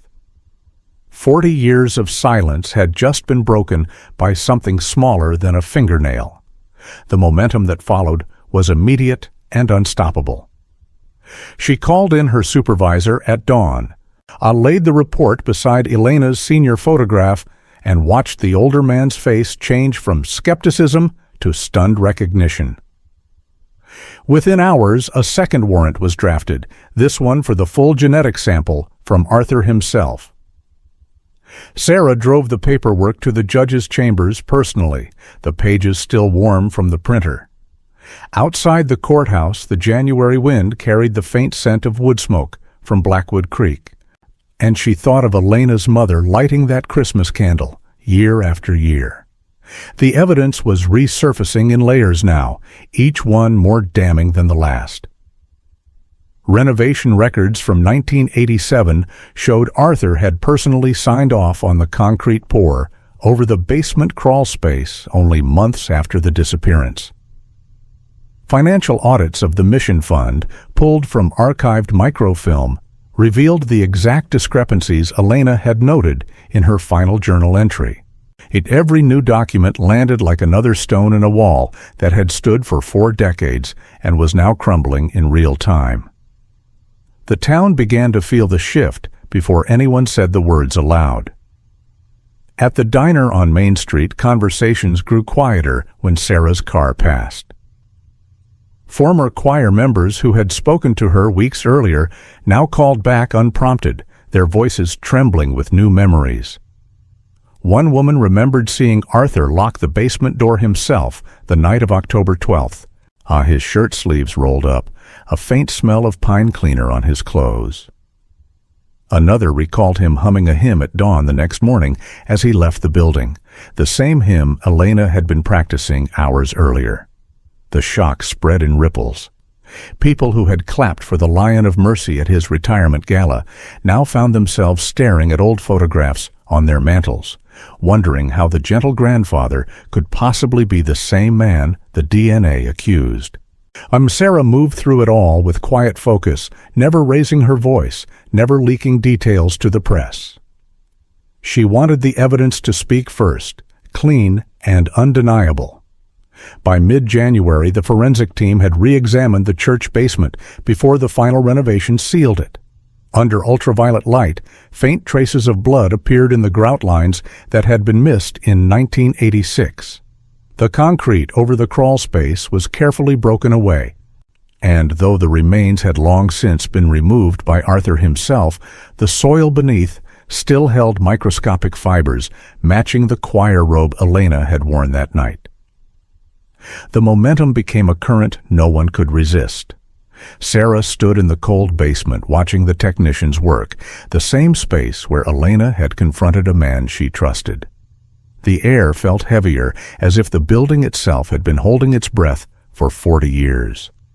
Arthur, now 72, remained in his rose garden, unaware that the scientific net was tightening around the life he had built on top of a tomb. Sarah's own community turned colder still. A deacon she had known since childhood left a voicemail urging her to let sleeping dogs lie. Her sister stopped answering calls. Sarah ate dinner alone most nights, the empty chair at her own table reminding her why she could not stop. Yet the evidence kept surfacing, relentless and patient. Bank records from 1986 showed a sudden spike in Arthur's personal account exactly matching the missing mission funds. A faded receipt from a hardware store, discovered in the church archives, listed concrete mix and heavy plastic sheeting purchased the week after Elena vanished. Each new fact landed with the weight of truth too long denied. The shock in Blackwood Creek deepened into something almost reverent. And the way people speak in church when they sense the presence of something larger than themselves. Arthur began to sense the change without knowing its source. The micro-tremor in his left hand returned every time the phone rang. He told his daughters it was nothing, just arthritis. But his appetite faded, and he spent longer hours in the garden, pruning roses that did not need pruning. The man who had once commanded pulpits now found himself glancing over his shoulder when neighbors waved. 72 years old, respected, honored, yet the evidence was rising like groundwater, slow and impossible to stop. Sarah watched from a distance, her respect for the process keeping her patient even as her heart raced. She imagined Elena at 19, scholarship letter in hand, stepping into a future that had been stolen in a basement. The contrast with Arthur's comfortable retirement, his grandchildren's laughter, his lifetime service award, felt like a wound that justice alone could close. The lab returned one final confirmation in late January. The hair was not only from the Penhaligon line, advanced testing matched it directly to a sample taken years earlier from Arthur during a routine medical exam at the church clinic. The chain was complete. Sarah stood in the evidence room staring at the hymnal under glass, the wax still gleaming faintly. A single strand had survived concrete, time, and deliberate erasure. The shock rippled outward now, are reaching the edges of the Tri-County area. Local pastors began receiving quiet calls from worried congregants. The community that had once defended the Lion of Mercy with absolute certainty found itself divided, the first fractures appearing in conversations that ended abruptly when strangers approached. Momentum carried the case forward like a river in flood. Sarah filed the final affidavits, her signature steady, her promise to her mother burning brighter than ever. In the quiet hours before the arrest warrant was signed, Sarah drove past Arthur's house one last time. The lights were on in the living room, the rose garden dormant under January frost. She pictured the 72-year-old man inside, perhaps reading his Bible, perhaps telling his grandchildren a story about heaven. The evidence had resurfaced with such force that nothing could bury it again. The man who thought God had forgotten now faced the one witness he could not silence, a single hair that had waited 4 decades to speak his name. The shock was complete. The momentum was irreversible. Blackwood Creek stood on the edge of a reckoning it had never seen coming, and the Lion of Mercy was about to learn that even the most sacred lies eventually fall to the smallest truth. The evidence had spoken, and its voice carried the weight of 40 stolen years.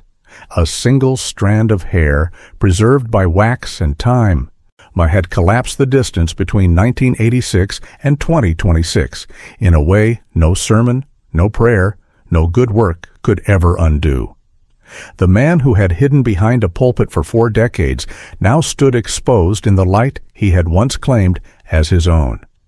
But even as the evidence roared, the trap itself was only beginning to close, and the 72-year-old grandfather was about to discover how quickly a lifetime of respect could turn to iron around his wrists. The trap closed with the quiet precision of a clock that had been winding for 40 years, each tick measured by Detective Sarah Linden's patient hand. On the morning of February 3, 2026, the arrest warrant lay signed on the judge's desk, its language spare and merciless: first-degree murder, concealment of a body, obstruction of justice.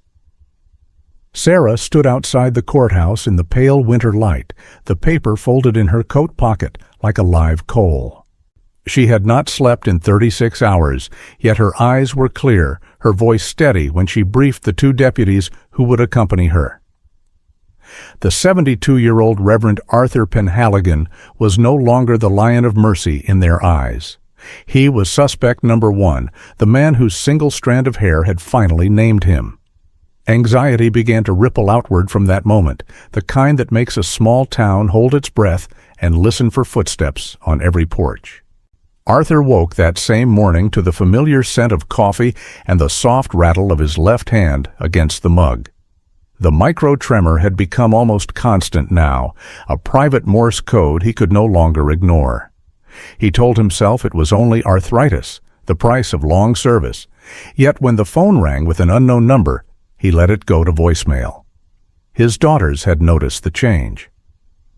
At Sunday dinner the night before, they had exchanged worried glances while he stared at his plate, the roses on the table suddenly reminding him of the ones he had tended the morning after October 12, 1986. 72 years old, he reminded himself, a grandfather, a widower, a man the town still called saint.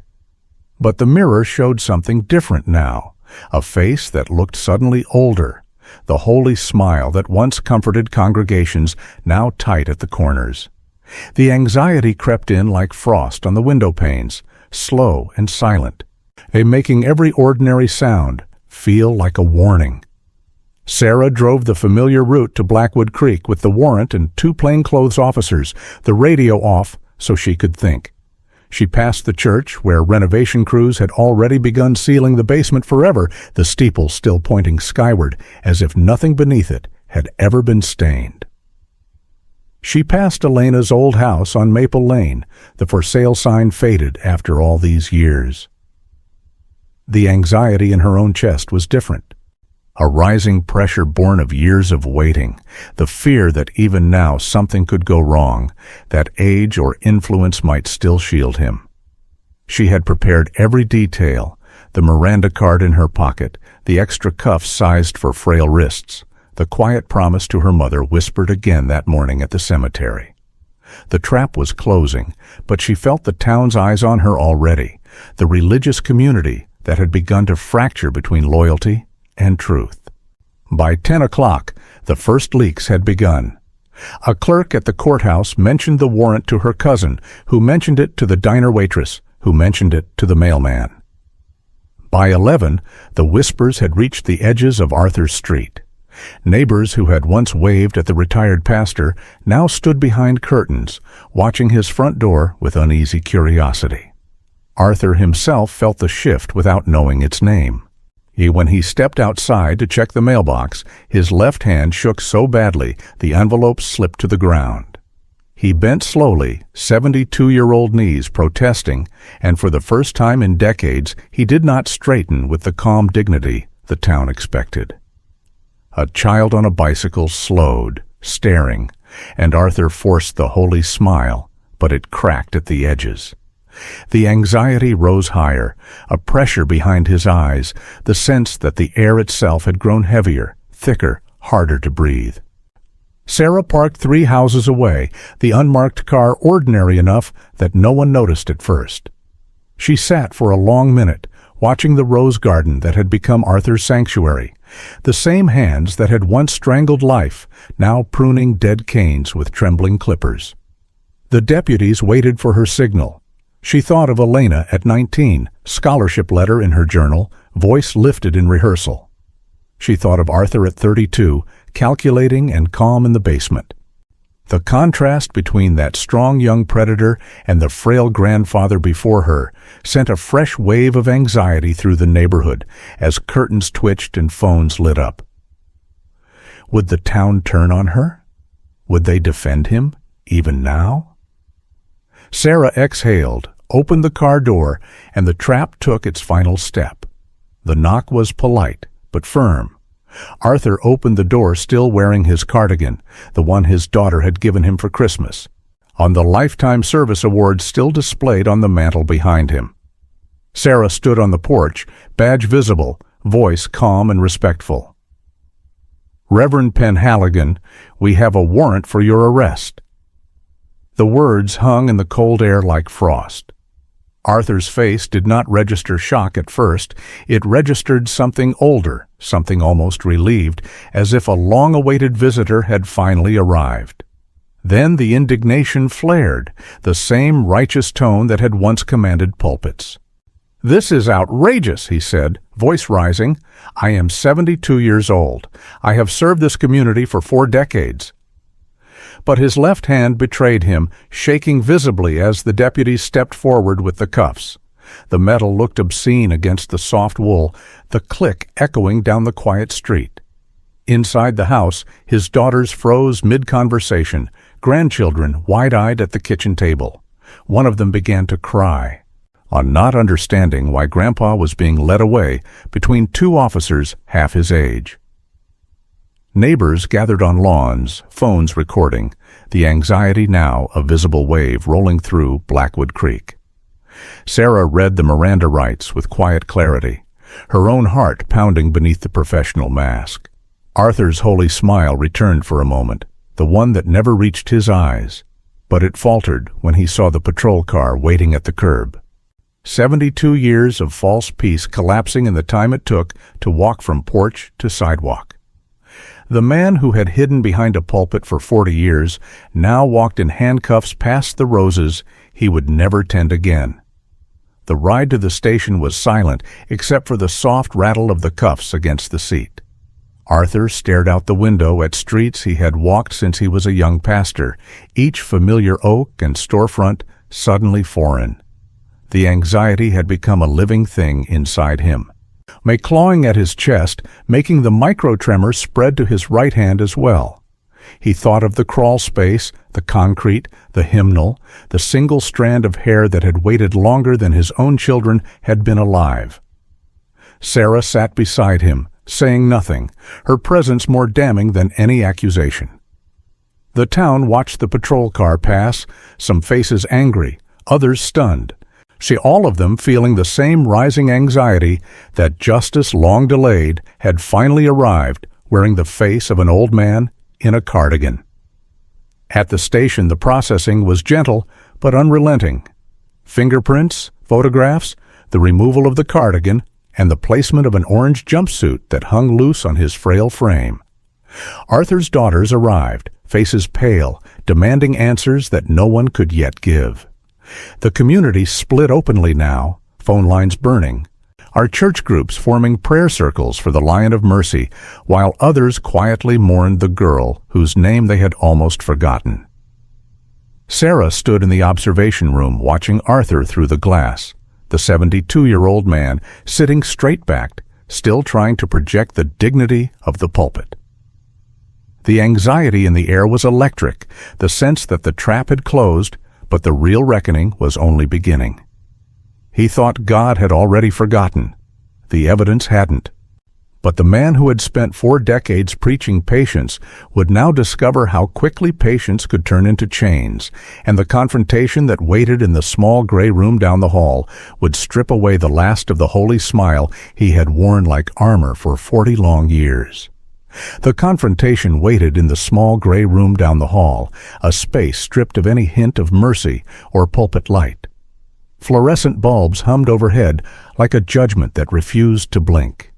Arthur Penhaligon sat at the metal table, 72 years old, orange jumpsuit hanging loose on the frame that had once carried such confident strength. His hands rested in front of him, the left one trembling now without any cardigan to hide it. Detective Sarah Linden entered alone, folder in hand, her face calm but her eyes carrying 40 years of an empty Christmas chair. She sat across from him without ceremony and slid the first photograph across the table. The hymnal, wax seal intact, on the single dark hair caught forever like a confession that time could not erase. Arthur looked at it, then lifted his gaze with the same holy smile that had once commanded thousands. "Detective," he said, voice still carrying the cadence of sermons, "you are making a terrible mistake. I am a servant of God. Age has earned me at least the benefit of doubt."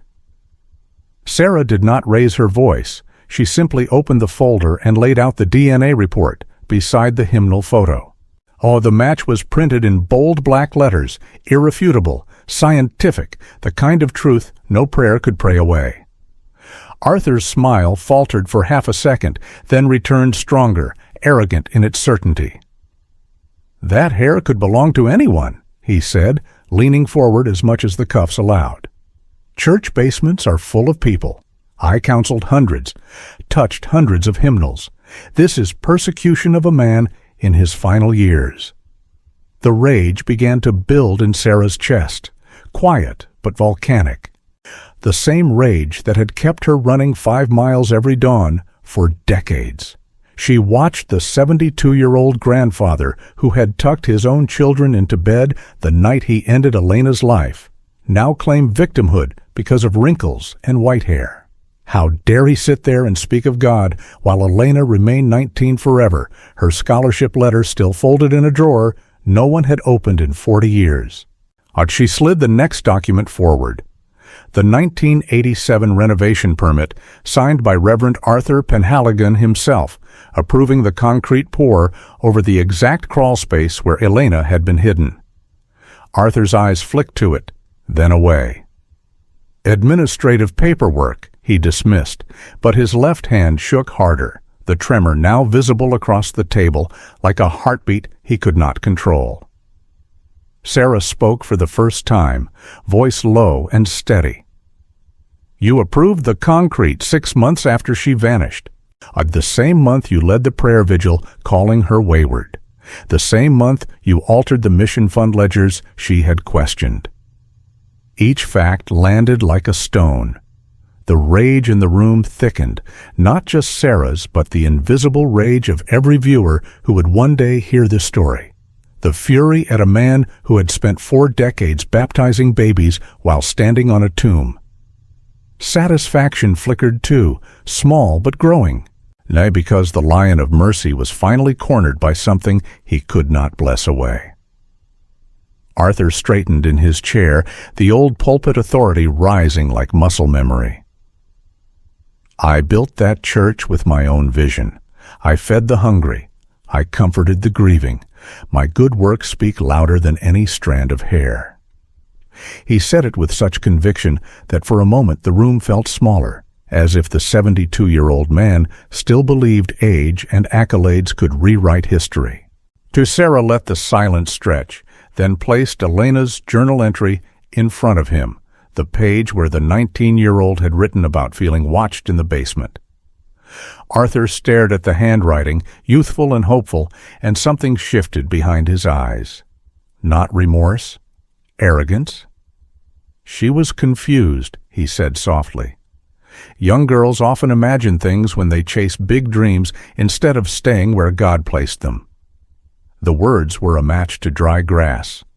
Rage spiked hot and pure, the kind that makes fists clench and hearts burn, because here was the man who had strangled the life out of a girl who trusted him, now blaming her optimism for her own murder. Sarah leaned forward, voice still calm but edged with the weight of her mother's empty chair. Elena was 3 days from leaving for Juilliard. She had packed her bags. She had written poems about the future. You took that future in a basement and then spent 40 years telling the town she chose to throw it away. Arthur's face flushed, the holy smile cracking into something uglier, the predator beneath the grandfather finally showing teeth. "You have no proof of what happened in that room," he snapped, the tremor spreading to his voice now. "Only the word of a dead girl and a detective with a personal grudge." Satisfaction surged then, cold and sweet, because every denial was another nail in the coffin he had built for himself. The evidence was a mountain now, and the 72-year-old man who once moved with 32-year-old strength was shrinking beneath it.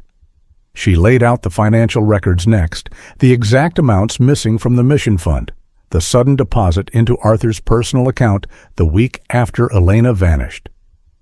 Then the hardware store receipt for concrete mix and plastic sheeting. Then the ultraviolet photos from the basement grout, showing faint blood traces that modern science had finally coaxed into light.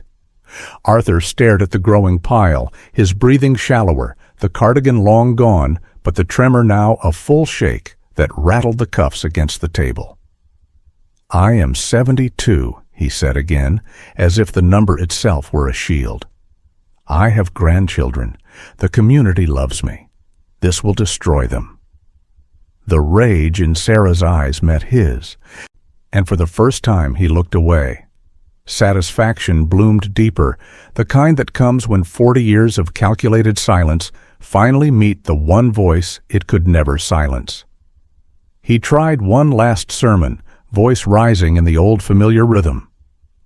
God forgives. The Bible says 70 times 7, "I have lived a life of mercy.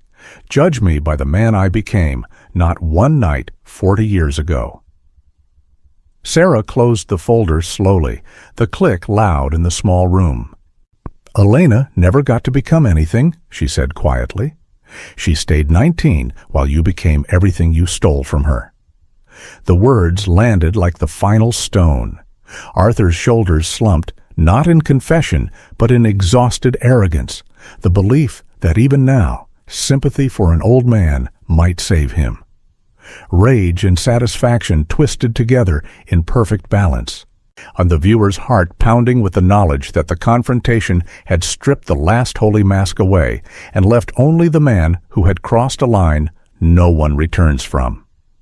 The 72-year-old grandfather sat in silence at last, the tremor the only honest thing left in him. Sarah stood, gathering the evidence that had waited longer than Elena had lived. The room felt lighter, as if truth itself had finally taken up all the space. Arthur looked up one final time, the holy smile gone completely, replaced by something small and cornered. The confrontation had done what 40 years of silence never could. It had forced the Lion of Mercy to look directly into the eyes of the truth he had buried, and the eyes looking back were 19 years old and still full of light he could never extinguish. The pulpit had fallen silent forever. The basement was finally speaking, and its voice carried the rage of every stolen breath and the satisfaction of justice that had simply refused to die. But the man whose life had unraveled in that gray room would soon discover that the real unraveling was only beginning once the cuffs left the interrogation table, and the world outside learned the full measure of what the Lion of Mercy had hidden behind his collar for 4 long decades. The cuffs left the interrogation table only to be replaced by the cold reality of processing. And in that moment, the 72-year-old Reverend Arthur Penhaligon began to unravel in front of the world he had fooled for 40 years. The booking room smelled of disinfectant and old coffee, fluorescent lights buzzing overhead like angry bees as deputies guided him through every step with careful professionalism. Fingerprint ink stained the same hands that had once blessed infants and turned hymn pages. The camera flash captured a face that looked suddenly ancient, the holy smile gone, replaced by a slack-jawed disbelief that made him appear smaller than any pulpit had ever allowed. Arthur kept repeating the same phrase under his breath. "This cannot be happening," as if saying it often enough might turn the orange jumpsuit back into the gray cardigan his daughter had given him. The disbelief was total, a fog that clouded his eyes and made the tremor in his left hand spread until both wrists shook inside the metal rings. He had believed his age was armor, his good works a shield, his collar a crown that no evidence could touch. Now the shield lay shattered on the concrete floor of a station house, and the crown sat in an evidence bag beside the hymnal that had betrayed him. News traveled faster than the ink could dry. By the time Arthur was placed in a holding cell, phones across Blackwood Creek were lighting up like Christmas trees. The diner waitress dropped a plate when her cousin called from the courthouse. The mailman left his route halfway through and stood frozen on the sidewalk. Neighbors who had waved at the Lion of Mercy that very morning now gathered in clusters on lawns, voices low and stunned. "It's a mistake," some insisted, clinging to the image of the gentle grandfather who had married their children and buried their parents. Others said nothing, only stared toward the church steeple that suddenly looked darker against the February sky. Disbelief hung thick in the air, a living thing that made grown men shake their heads and mothers pull their children closer. How could the man who organized food drives, who counseled grieving families, who stood taller than any steeple in their hearts, be the same man the DNA had named? The question echoed in every kitchen, every pickup truck, every quiet corner of the Tri-County area, and the weight of it pressed down until breathing felt difficult. Inside the holding cell, Arthur sat on the thin mattress, knees drawn up like a child, the orange fabric swallowing his frail frame. His daughters arrived within the hour, faces pale as winter paper, demanding to see their father. The younger one clutched a rosary she had not touched since childhood. The older one kept whispering, "Daddy would never," as if the words could rewrite science itself. When they were finally allowed a brief visit through the glass, Arthur pressed his trembling palm to the barrier and tried the holy smile again. But it crumbled into something broken and small. "They are persecuting me," he told them, voice cracking. "Tell the church. Tell everyone this is a lie." The daughters nodded through tears, still wrapped in disbelief, so complete it felt like protection. Yet deep down, a tiny crack had formed, the first hairline fracture in the saint they had worshipped all their lives. Grandchildren waited at home with wide eyes, asking why Grandpa was not coming back for dinner, and no one had the courage to answer. Sarah Linden stood in the observation room, watching the family through one-way glass, her own heart heavy with a strange mixture of exhaustion and something softer, something that felt like the first breath of relief after decades underwater. She had expected fury, expected denial, expected the town to rise up and defend its lion, but the quiet spreading across Blackwood Creek carried a different current now. Some voices, hesitant at first, she began to remember Elena differently, the radiant soprano whose laugh had filled rehearsals, the girl who had cared for her mother with such devotion. A few older choir members called Sarah privately, voices trembling as they admitted they had always wondered why the search ended so quickly. The relief was not loud or celebratory. It was quiet and heavy, the kind that comes when a long, festering wound is finally lanced. All 40 years of silence had weighed on the entire community like an unseen stone, and now that stone was shifting, letting light reach places that had forgotten how to hope. By evening, the local news vans had arrived, their satellite dishes pointed toward the station like accusing fingers. Reporters stood on the sidewalk repeating the same facts: DNA match, hymnal evidence, a retired pastor charged with murder, committed at 32. The viewers across South Carolina watched in stunned silence as old footage played. Arthur receiving his Lifetime Service Award, smiling that holy smile while the anchor's voice overlaid the words, "alleged killer." The disbelief in living rooms turned visceral. Plates sat untouched, children were shushed, and in churches across the Tri-County area, prayer chains formed with two very different intentions, one begging God to protect an innocent man, the other quietly asking for truth to prevail. Arthur's face filled every screen, the 72-year-old grandfather looking small and lost in his jumpsuit, and something in that image began to crack the armor of loyalty that had protected him so long. People who had defended him hours earlier now sat in silence, the first seeds of relief taking root in the realization that justice, though delayed, had finally knocked on the right door. Inside the cell, Arthur paced as much as the small space allowed, his mind racing through every sermon, every prayer vigil, every careful lie he had told.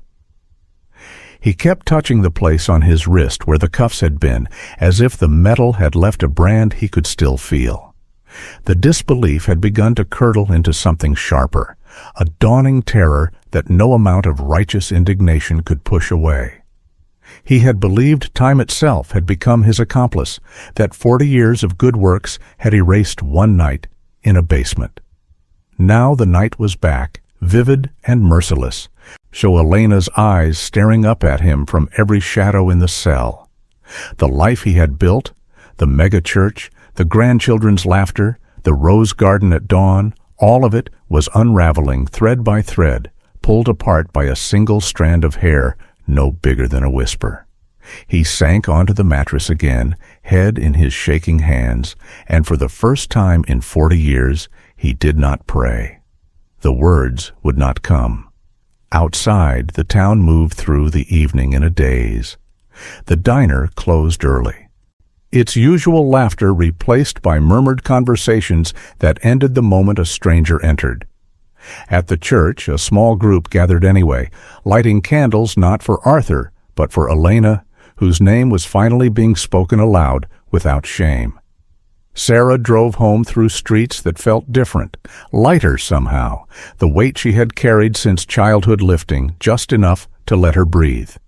She stopped at her mother's grave on the way, though placing a single rose from Arthur's own garden on the stone, a quiet act of closure that brought tears she had not allowed herself in years. Relief washed over her in waves, not triumphant, but profound, the kind that comes when a promise kept after decades finally sets a soul free. Arthur's daughters returned home to a house that no longer felt like home. The Lifetime Service Award still gleamed on the mantel, mocking them from its place of honor. They sat at the kitchen table, where family dinners had once been perfect, and for the first time they allowed themselves to wonder, to question, to feel the first trembling edge of relief that perhaps the truth, however devastating, was better than the lie they had lived inside. The grandchildren slept upstairs unaware, but the adults sat up late, the television murmuring in the background with the same footage playing on loop. Disbelief still clung to them like a second skin, yet beneath it, relief stirred, quiet and terrifying, and real, the sense that after 40 years, something broken was finally being set right. The 72-year-old man in the holding cell stared at the ceiling until the lights dimmed for the night. His life, once so carefully ordered, had unraveled completely in less than 12 hours. The false peace he had manufactured now lying in ruins around him. The community that had called him Lion now whispered his name with a mixture of horror and something new, something that felt like the first clean air after a long storm.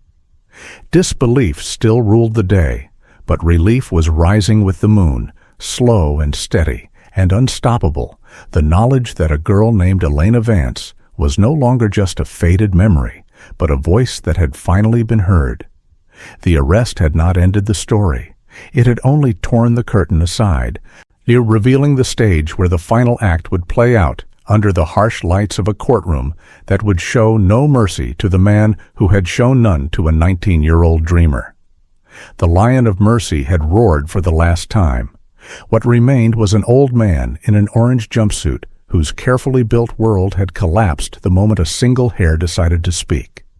But even as the life unraveled completely, the town began to feel the first tentative stirrings of something precious, and something they had not known they needed until it arrived, wearing the quiet face of justice long denied. The courtroom waited, and in its wooden pews the final mask would fall, leaving nothing but truth and the relief that comes when 40 years of darkness finally meets the light. The courtroom in Columbia waited like a theater that had rehearsed its lines for 40 years, its wooden pews polished to a dull shine under high windows that let in thin February light. And on the morning the trial opened, every seat was filled, the air thick with the scent of old oak and nervous sweat.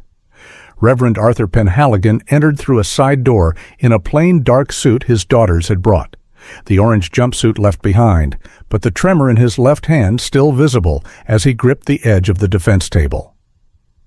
72 years old, he moved with deliberate slowness, leaning on a cane he did not truly need, his white hair combed neatly. The holy smile fixed in place like a mask he refused to let fall. The jury, 6 men and 6 women, chosen after days of careful questioning, watched him with a mixture of pity and suspicion.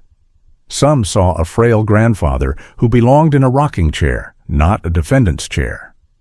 Others saw the man the DNA had already named.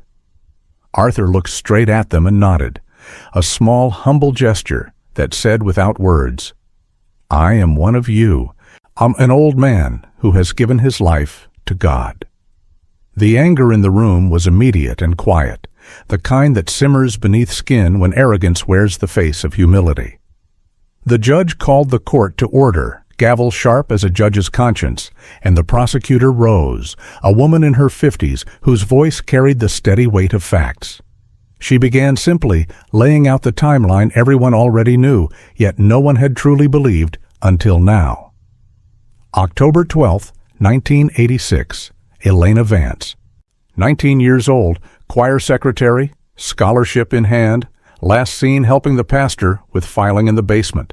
The single strand of hair in the hymnal. The concrete pour 6 months later. The altered ledgers.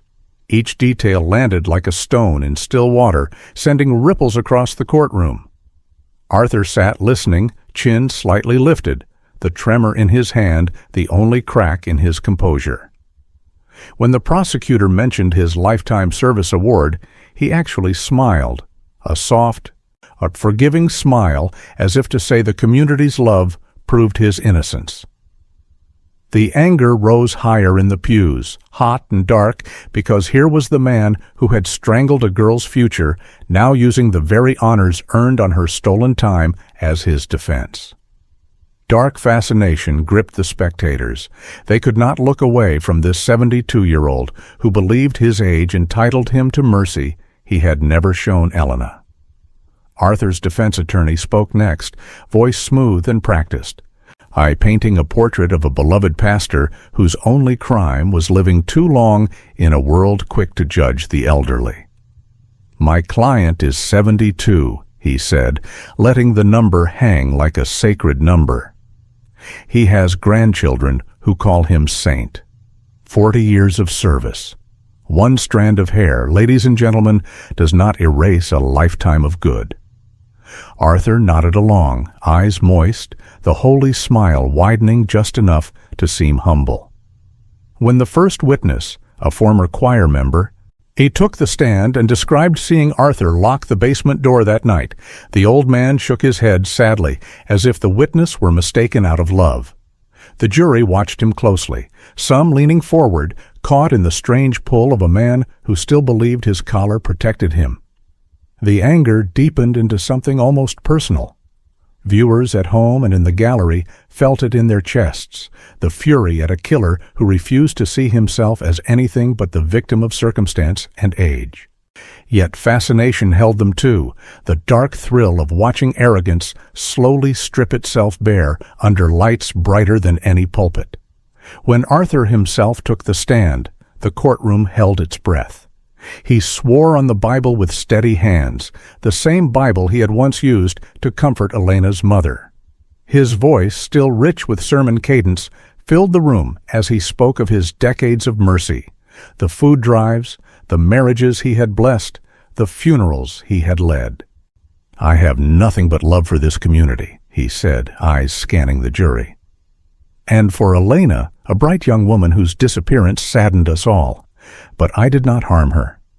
God knows my heart." He paused, letting a single tear trace his cheek, the tremor in his left hand, now theatrical, something to be pitied. The prosecutor cross-examined gently at first, then sharper, asking about the mission funds, the concrete, the hymnal.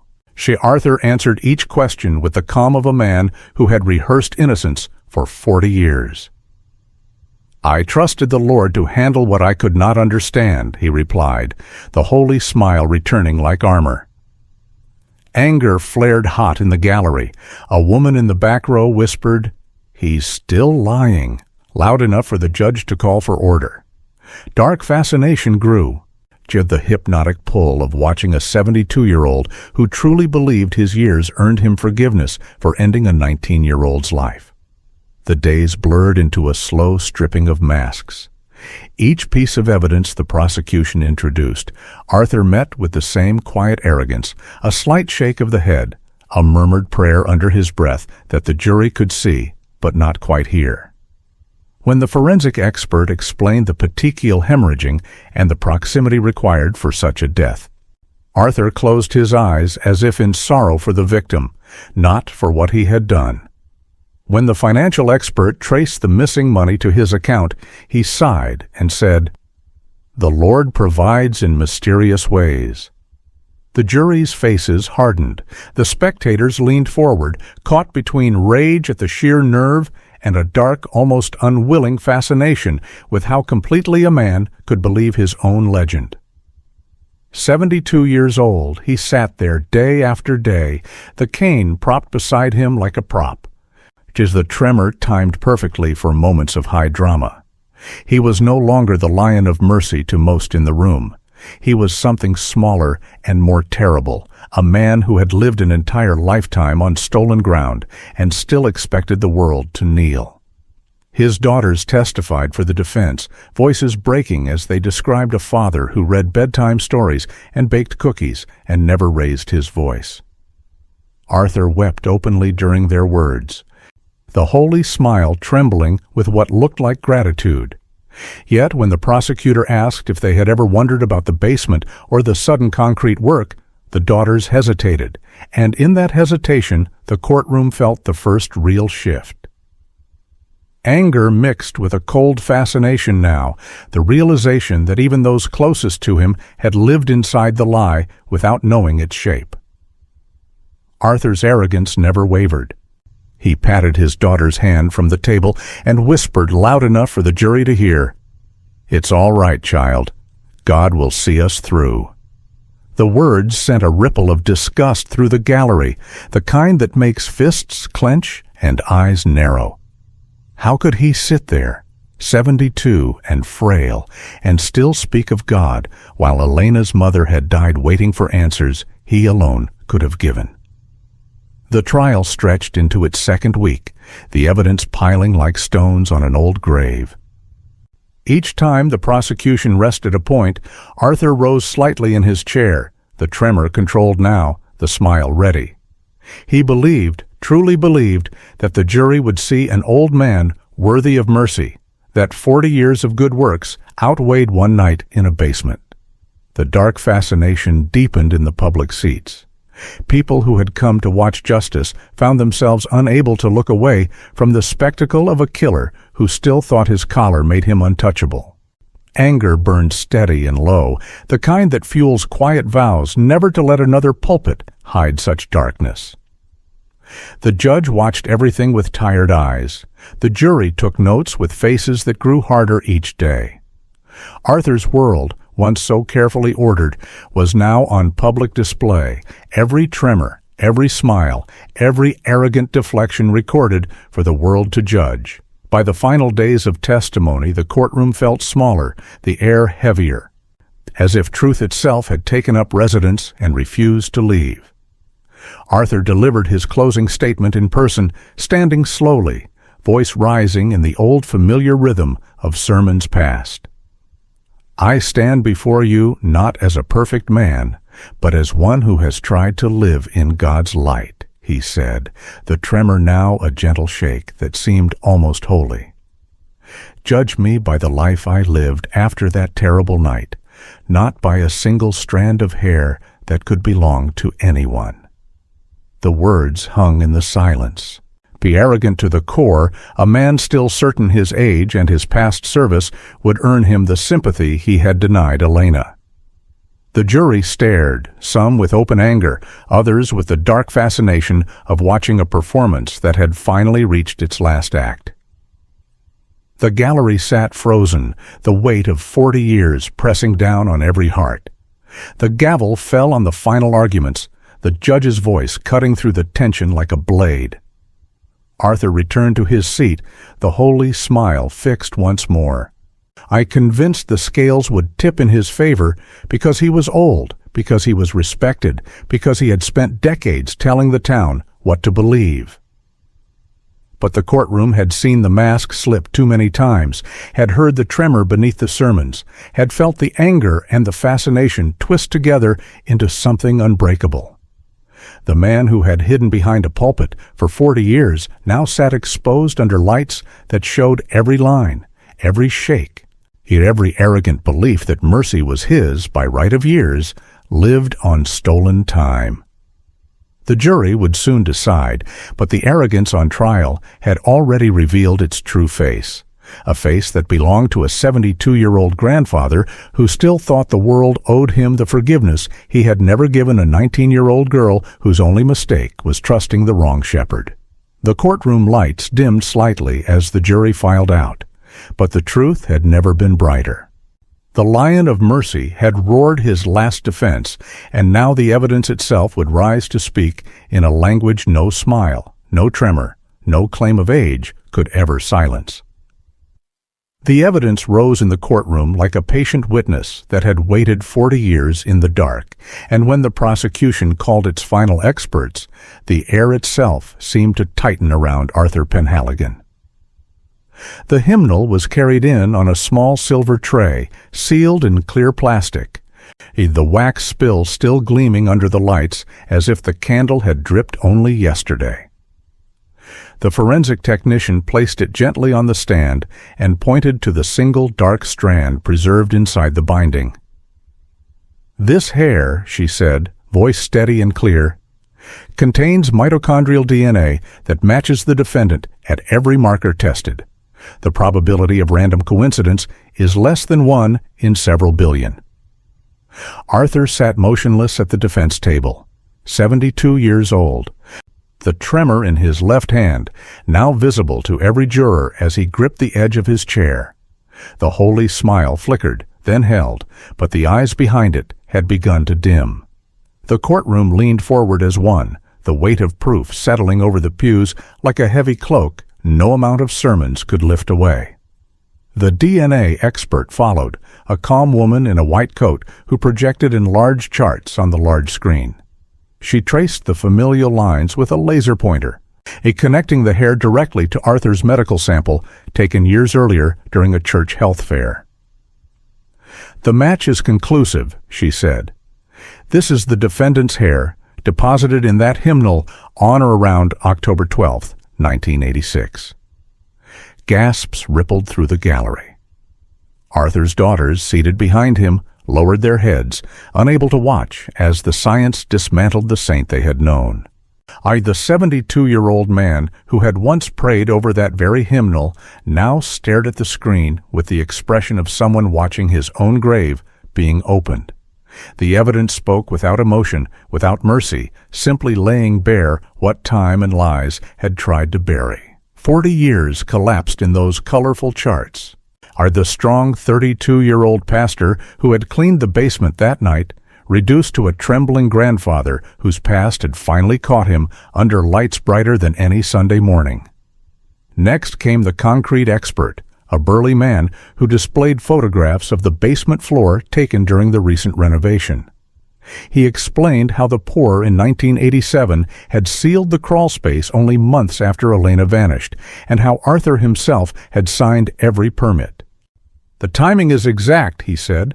"No other construction occurred in that area for decades." The prosecutor placed the original permit on the overhead, Arthur's signature bold and unmistakable. The jury studied it closely, pens moving across notepads. Arthur shifted in his seat, the cane beside him suddenly useless, his age no longer a shield but a spotlight that made every wrinkle, every tremor, every attempt at dignity feel exposed. The community members in the back rows whispered among themselves, the same people who had once called him the Lion of Mercy, now seeing the shepherd who had hidden among the flock. Proof stacked higher with each witness, layer upon layer, until the courtroom felt filled with the sound of truth finally breathing after decades of silence. The financial auditor took the stand next, a quiet man who laid out ledger after ledger on the evidence cart. He traced the missing mission funds with precise numbers, showing the exact discrepancies Elena had discovered and the deposits into Arthur's personal account the following week. These alterations were made by someone with full access to the records, he said. Someone who knew the system inside and out. Arthur's face remained composed, but the tremor had spread to his right hand now, both resting on the table like guilty accomplices that could no longer hide. The 72-year-old grandfather who had spent 40 years preaching stewardship watched his own handwriting condemn him in front of strangers who had once trusted every word from his pulpit. Dark fascination mixed with the growing sense of exposure. The man who had shamed Elena's memory from that same pulpit was now having his own secrets dragged into the light, one careful column at a time. The evidence did not shout. It simply told the truth, and the truth was devastating in its calm. A handwriting expert confirmed the alterations matched Arthur's known samples from church documents. Then came the ultraviolet photographs of the basement grout, faint but unmistakable traces of blood that modern technology had finally revealed. The medical examiner explained petechial hemorrhaging once more, reminding the jury that the crime required close, prolonged contact, eyes locked in a terrible final moment. Arthur closed his eyes during that testimony, but the jury saw the tremor worsen, the holy smile gone completely now, replaced by a pale mask of a man watching his carefully built world crack wide open. 72 years of respectability peeled away like old paint under the relentless brush of science and records. The exposure felt almost sacred in its thoroughness, every lie Arthur had told during vigils, every comforting word spoken to Elena's mother, every sermon about wayward souls now laid bare as tools of concealment. The courtroom sat in stunned silence between witnesses, the weight of 40 years of deception pressing down until breathing itself felt like an act of courage. The prosecutor saved the most human evidence for last. Elena's journal was brought forward, the pages open to the entries about feeling watched in the basement. A gentle voice read the 19-year-old's words aloud, her secret poems about hope and New York and the future that waited just 3 days away. The gallery wept openly. Arthur's shoulders slumped for the first time, the cane clattering softly to the floor as his hands shook too hard to hold it. The 72-year-old man, who had tucked his own children into bed the night he ended her life, now listened to her voice through those innocent lines, the contrast between her frozen youth and his aged frailty cutting like a blade through the room. The evidence had exposed not just the crime, but the soul behind it, of the calculated arrogance that had allowed him to lead prayer vigils while standing on her resting place. Proof had become something deeper than facts. It had become justice, finally remembering a girl the town had been taught to forget. The community members who filled the overflow seating felt the exposure in their bones. Former choir members who had sung beside Elena now stared at the man they had trusted with their souls. One elderly woman stood and quietly left the courtroom, unable to bear the weight of how completely they had all been deceived. The evidence spoke to them too, reminding every soul present that good works could never erase the taking of a life, that 40 years of silence did not grant absolution. Arthur tried one last time to summon the holy smile when the prosecutor rested her case, but it would not come. His face, once so gentle in retirement photos, now looked hollow. The Lion of Mercy reduced to an old man whose roar had been nothing but echoes in an empty sanctuary. The exposure was complete, every layer of the cover-up stripped away until nothing remained but the raw truth of what he had done and how long he had hidden it. The judge allowed a brief recess, and the courtroom emptied in a hush. Outside in the hallway, Arthur's daughters stood together, faces streaked with tears, or the first real cracks appearing in their belief as the evidence settled into their hearts. Inside, the jury deliberated with the weight of proof heavy on their shoulders. Sarah Linden sat alone in the back row, her mother's promise finally fulfilled in the quiet power of science and memory. The evidence had spoken with a voice stronger than any sermon, clearer than any prayer, more patient than any lie. It had exposed the man who thought age would protect him, but the shepherd who had hidden among the flock while the flock mourned the lamb he had taken. 40 years of careful silence had ended in a courtroom where truth refused to be silenced any longer. When court resumed, the judge reminded the jury that the burden of proof had been met beyond any reasonable doubt. The evidence had done its work, laying bare every calculated step, every false word, every arrogant belief that mercy was owed to the man who had shown none. Arthur sat staring at the hymnal still on the evidence table, the single strand of hair now the most famous witness in South Carolina. The 72-year-old grandfather who had lived an entire life on stolen ground finally understood that the evidence had never forgotten, never forgiven, never grown tired the way people do. It had waited in the binding of an old hymnal, preserved by wax and time, until the moment it could speak and be heard by the world he had deceived. The proof had exposed everything, leaving no shadow large enough for him to hide in again. The man who had spent decades talking about heaven while hiding a piece of hell in his basement now sat exposed under the same lights that had once illuminated his greatest triumphs. The evidence had spoken, and its words carried the voices of Elena Vance, her mother, Detective Sarah Linden, and every soul in Blackwood Creek who had been taught to look away. Oh, what does it say about us that we believed him so completely? The question hung unspoken in the heavy air, because the answer lived in the trembling hands of the 72-year-old man who had finally run out of time, out of smiles, and out of places to hide. The courtroom fell into a profound silence as the last document was entered into record, the final photograph of the sealed crawl space shown one last time. Arthur Penhaligon, once the moral compass of the Tri-County area, now sat stripped of every illusion, his age no longer a defense, but a mirror reflecting the decades he had stolen from a girl who never got to grow old. The evidence had spoken with devastating clarity, and the exposure left the entire room forever changed, the truth ringing like the final note of a hymn that could never be unsung. The truth had waited 40 years for its moment, and when it finally spoke, no collar, no crown, no claim of mercy could drown it out again. And the truth had waited 40 years for its moment, and when it finally spoke, no collar, no crown, no claim of mercy could drown it out again.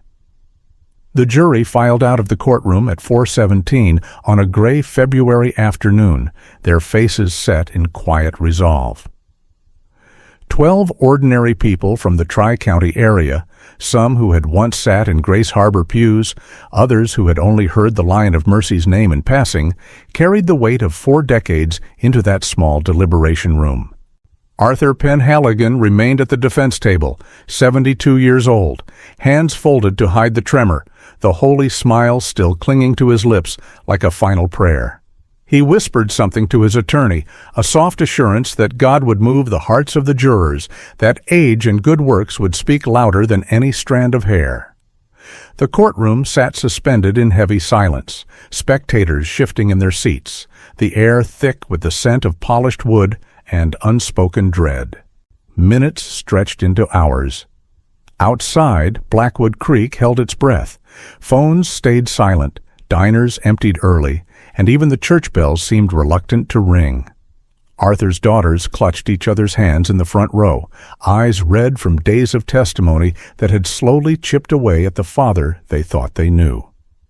One whispered a prayer under her breath, the same words Arthur had taught them as children, and while the other stared at the empty witness stand where Elena's journal had rested like an accusation that refused to fade. The 72-year-old man who had once commanded thousands from the pulpit now looked small, the cane propped uselessly beside him, his white hair catching the courtroom light like a halo that had begun to tarnish. He believed, right up to the final hour, that the community he had shaped would not let him fall, that mercy was his birthright after 40 years of service. Yet in the quiet of the waiting, the tremor in his left hand betrayed him again, spreading until both hands shook openly on the table. The gallery watched in hushed fascination, the anger of earlier days softening into something heavier, a shared ache for the girl whose voice had finally been heard through science and memory. The jury returned after 4 hours and 17 minutes, their footsteps echoing like a slow drumbeat through the courtroom. The foreman, a retired teacher in his 60s, stood straight as he faced the judge. The room rose as one. Arthur pushed himself to his feet with visible effort, 72 years of false peace suddenly pressing down on shoulders that had carried secrets too long. The judge asked the question everyone had waited 40 years to hear. "Has the jury reached a verdict?" The foreman's voice was steady, almost gentle. "We have, Your Honor." He unfolded the form, cleared his throat once, and read the words that collapsed time itself. "On the charge of first-degree murder, we find the defendant guilty. On the charge of concealment of a body, guilty. On the charge of obstruction of justice, guilty." The courtroom erupted in a wave of released breath, some sobs breaking free, others stunned silence. Arthur's holy smile froze, then shattered completely, his face draining of color as the reality struck him like a physical blow. He gripped the table, knees buckling. The 72-year-old grandfather, who had lived an entire life on stolen ground, now swaying under the weight of justice that had finally arrived. The judge called for order, gavel sharp against the rising emotion, but the catharsis had already begun to flow through the room like clean water after a long drought. Arthur sank back into his chair, the tremor now a violent shake that rattled the cuffs the bailiff quietly reapplied. His daughters wept openly, one reaching toward him as if to shield the man they had called saint, the other burying her face in her hands as the last illusions crumbled. The community members in the gallery sat motionless at first, then began to nod slowly, tears tracing faces that had once lifted in praise during his sermons. 40 years of deception had ended, not with thunder, but with 12 ordinary voices speaking a single word that carried the force of truth long denied. The anger that had burned through the trial softened into a profound, aching relief, the kind that comes when a wound is finally allowed to heal, even as the scar remains visible for everyone to see. Elena Vance, forever 19, had been remembered at last, her dreams and her voice no longer buried beneath concrete and lies. Sentencing came 3 days later in the same courtroom. At the pews packed even tighter with faces from Blackwood Creek who had driven through the night to witness the final act. The judge, a man who had known Arthur in passing years earlier, spoke with measured gravity. "You built a life of respect on the foundation of a crime that stole everything from a young woman who trusted you. 40 years of comfort, of family, of honor, while Elena Vance remained 19 forever. The court has no choice but to impose the maximum sentence." Arthur stood again, trembling, his voice cracking as he tried one last time to summon the pulpit cadence. "Your Honor, I am an old man. Mercy—" The judge cut him off gently but firmly. "Mercy was what you denied her. You are sentenced to life without parole." The words landed like a closing door on a life that had seemed eternal. Arthur's head bowed for the first time, not in prayer, but in defeat. The 72-year-old man, whose hands had once blessed the dying, now led away in cuffs that looked too heavy for his frail wrists. Catharsis washed over the courtroom in waves, not loud celebration, but a quiet, solemn release that allowed people to breathe freely for the first time in decades. Sarah Linden sat in the back row, tears slipping silently down her cheeks as she touched the small rose pinned to her lapel, the promise to her mother finally kept in full. Former choir members hugged one another in the hallway, voices murmuring Elena's name with tenderness instead of shame. The town that had once defended the Lion of Mercy now felt the heavy satisfaction of justice served, tempered always by the knowledge of decades stolen. Grandchildren would grow up knowing the truth instead of the lie. Mothers would light candles for Elena without the shadow of doubt. The relief was profound, yet laced with sorrow for the years that could never be returned. The songs Elena never sang, the poems she never published, the life cut short while Arthur lived richly in her place. Does justice count if the criminal got to live an entire life of luxury before being caught? The question rose naturally in quiet conversations outside the courthouse, over coffee at the diner, in late-night calls between neighbors who had once sat together in Grace Harbor. Some said yes, because truth had finally won. Others felt the ache of the missing decades, or the empty chair that had waited too long. Arthur's daughters drove home in silence, the family house now forever changed, the Lifetime Service Award removed from the mantel and placed in a drawer no one wanted to open. The 72-year-old man, who had once been the moral compass, now sat in a cell, stripped of collar and illusion, facing the reality that age had not protected him after all. The catharsis settled deep in the bones of Blackwood Creek, on a heavy but healing weight that allowed the community to begin mourning Elena properly for the first time. The judge's final words echoed long after the gavel fell. The court stands adjourned. Arthur was led from the courtroom one last time, his steps slow and shuffling, the cane left behind, as unnecessary now. The man who had spent 40 years talking about heaven while hiding hell in his basement walked past the same faces that had once called him Lion, and their eyes no longer filled with admiration, but with the quiet understanding that justice, though delayed, had come complete. Sarah stood outside in the cold February air, breathing deeply for the first time in years, the empty chair in her heart finally filled with something like peace. The community began to heal in small ways, lighting candles at the church, speaking Elena's name aloud in conversations that no longer carried shame. The verdict had not erased the pain, but it had honored it, giving back to a 19-year-old girl the dignity that had been stolen along with her future.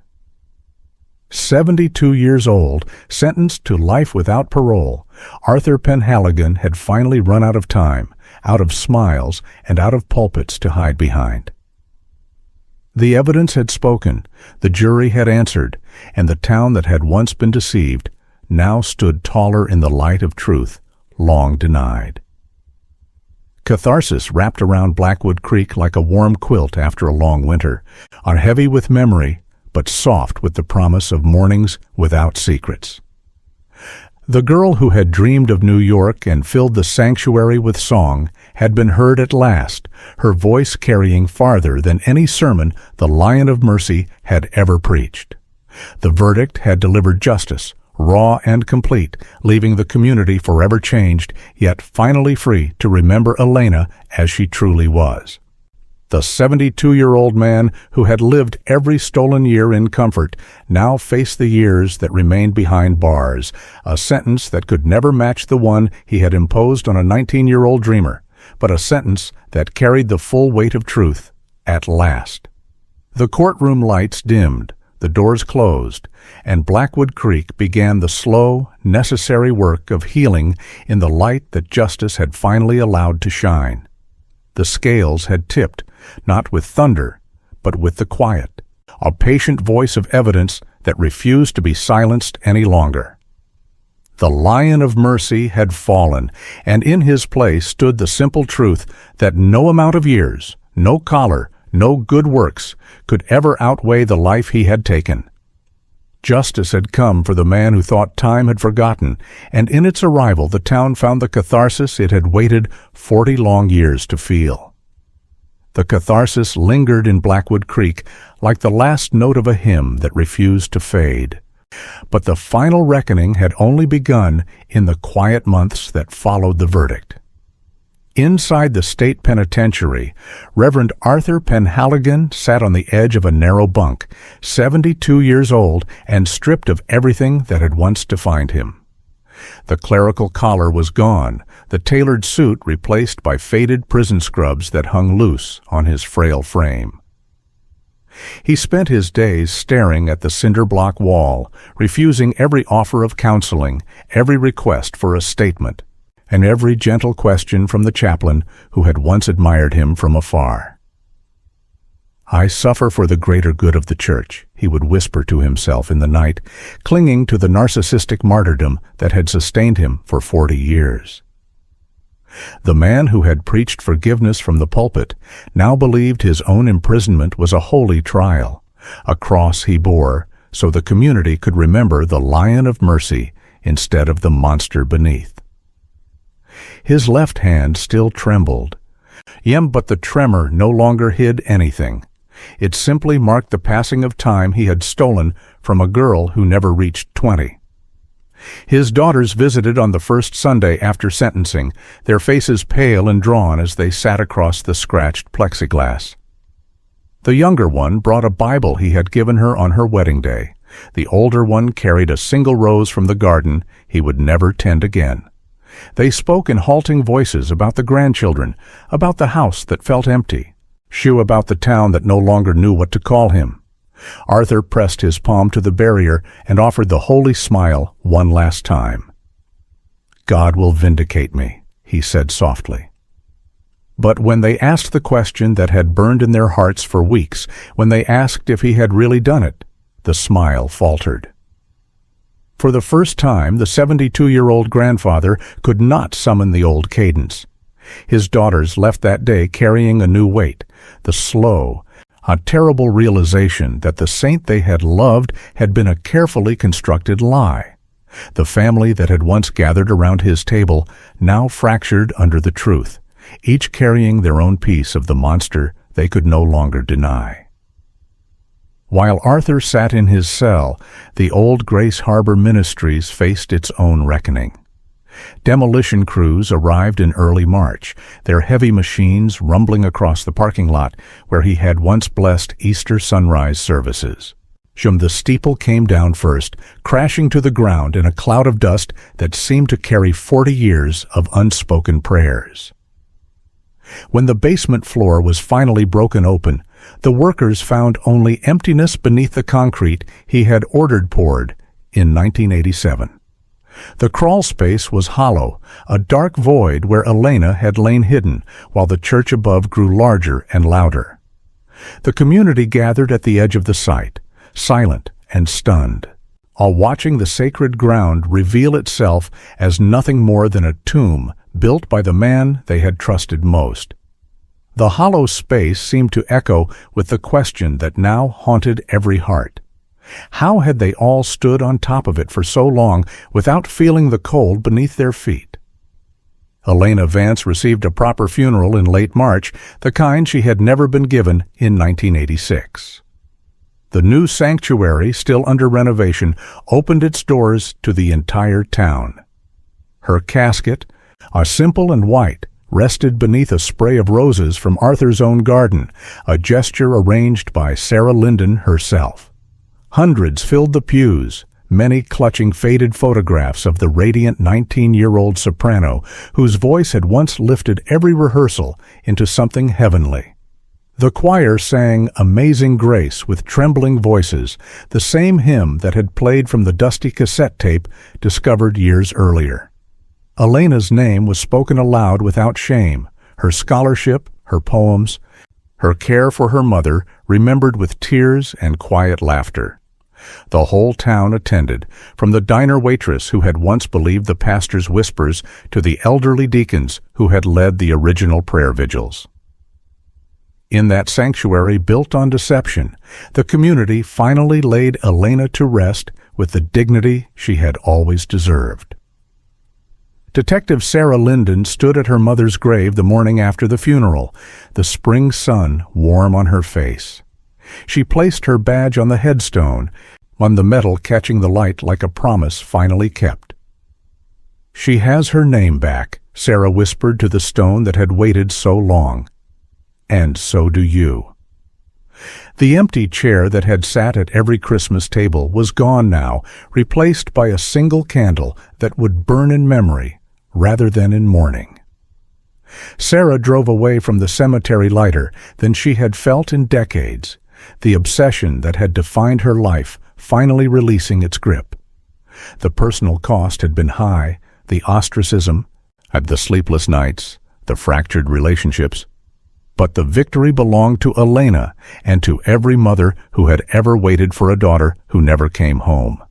The theological fallout spread through Blackwood Creek like quiet lightning. Pastors across the Tri-County area stood in their pulpits on the following Sunday and spoke of deception, of how easily a collar could hide darkness, of how good works could never erase the taking of a life. Congregations listened in stunned silence, many questioning their own blindness, their willingness to believe the Lion of Mercy over a young woman whose only sin had been dreaming too brightly. Small groups met in living rooms to read Elena's journal entries together, her secret poems becoming a new kind of scripture for a town learning to see clearly again. The community that had once defended Arthur with absolute certainty now examined its own heart, asking how a man of God could lead them so far from the truth. While the questioning brought discomfort, but also a strange kind of freedom, the freedom that comes when illusions finally fall and light reaches places long kept in shadow. Arthur's health declined rapidly in the prison infirmary. By June, he was 73, the age Elena would never reach, having lived 54 years longer than the girl whose future he had ended in a basement. He lay in the narrow bed, refusing medication at first, still clinging to the belief that his suffering was noble, in a martyrdom for the church he had built on her bones. The nurses spoke kindly to him, but there was no choir to sing at his bedside, no grandchildren to hold his hand, no community to offer prayers for the Lion of Mercy. He died quietly on a warm summer evening, alone except for the guard who noted the time. No eulogy was delivered, no flowers arrived, no headlines celebrated the passing of a man once called saint. The 72-year-old grandfather, who had once tucked children into bed after committing murder, slipped away with the same silence he had forced upon Elena, his final breath carrying the weight of every stolen decade. The choir hymnal, the one with the wax spill and the single hair, found its permanent home in a forensic museum in Columbia. It rests behind glass now, a simple artifact that draws quiet crowds who stand before it in respectful silence. Children ask their parents what it means, and the parents tell the story of a girl who dreamed of singing in New York, and a pastor who hid her voice for 40 years. The exhibit carries no sensational labels, only the facts and a small plaque with Elena's name. Visitors leave flowers at the base of the case, small tokens of remembrance for the life that was taken and the truth that refused to stay buried. The hymnal, once used in services that praised mercy, now teaches a different lesson, one about patience and evidence and the long reach of justice. The town of Blackwood Creek moved forward with a lingering sadness that no verdict could fully erase. The missing decades weighed on every heart, the knowledge that Elena would have been 59, perhaps teaching music, perhaps raising children of her own, while Arthur had lived richly in her place. Roses still bloomed in the community garden named after him, but a quiet plaque now stood beside them, telling Elena's story in simple words. Families gathered on porches and spoke her name without hesitation, her optimism becoming a light they carried into their own lives. The catharsis had brought closure, yet the sadness remained, a soft ache that reminded them justice delayed is still justice, but the years stolen can never be returned. The community that had once been deceived now stood wiser, more cautious with trust, more fierce in protecting the vulnerable. Does justice count if the criminal got to live an entire life of luxury before being caught? The question still rises in quiet conversations at the diner, over backyard fences, in the new prayer groups that meet without a lion to lead them.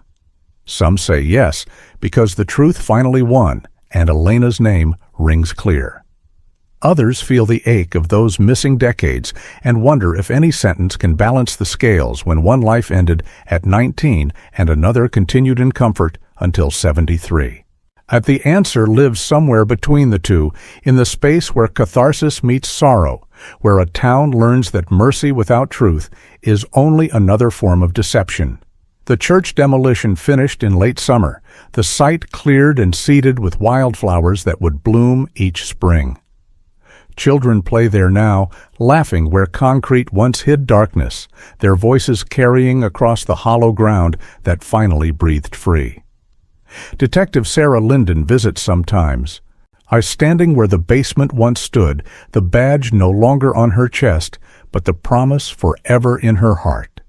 The community heals in small, steady ways, lighting candles not for the missing, but for the remembered, speaking Elena's poems aloud at school programs, teaching the next generation that no pulpit is higher than the truth.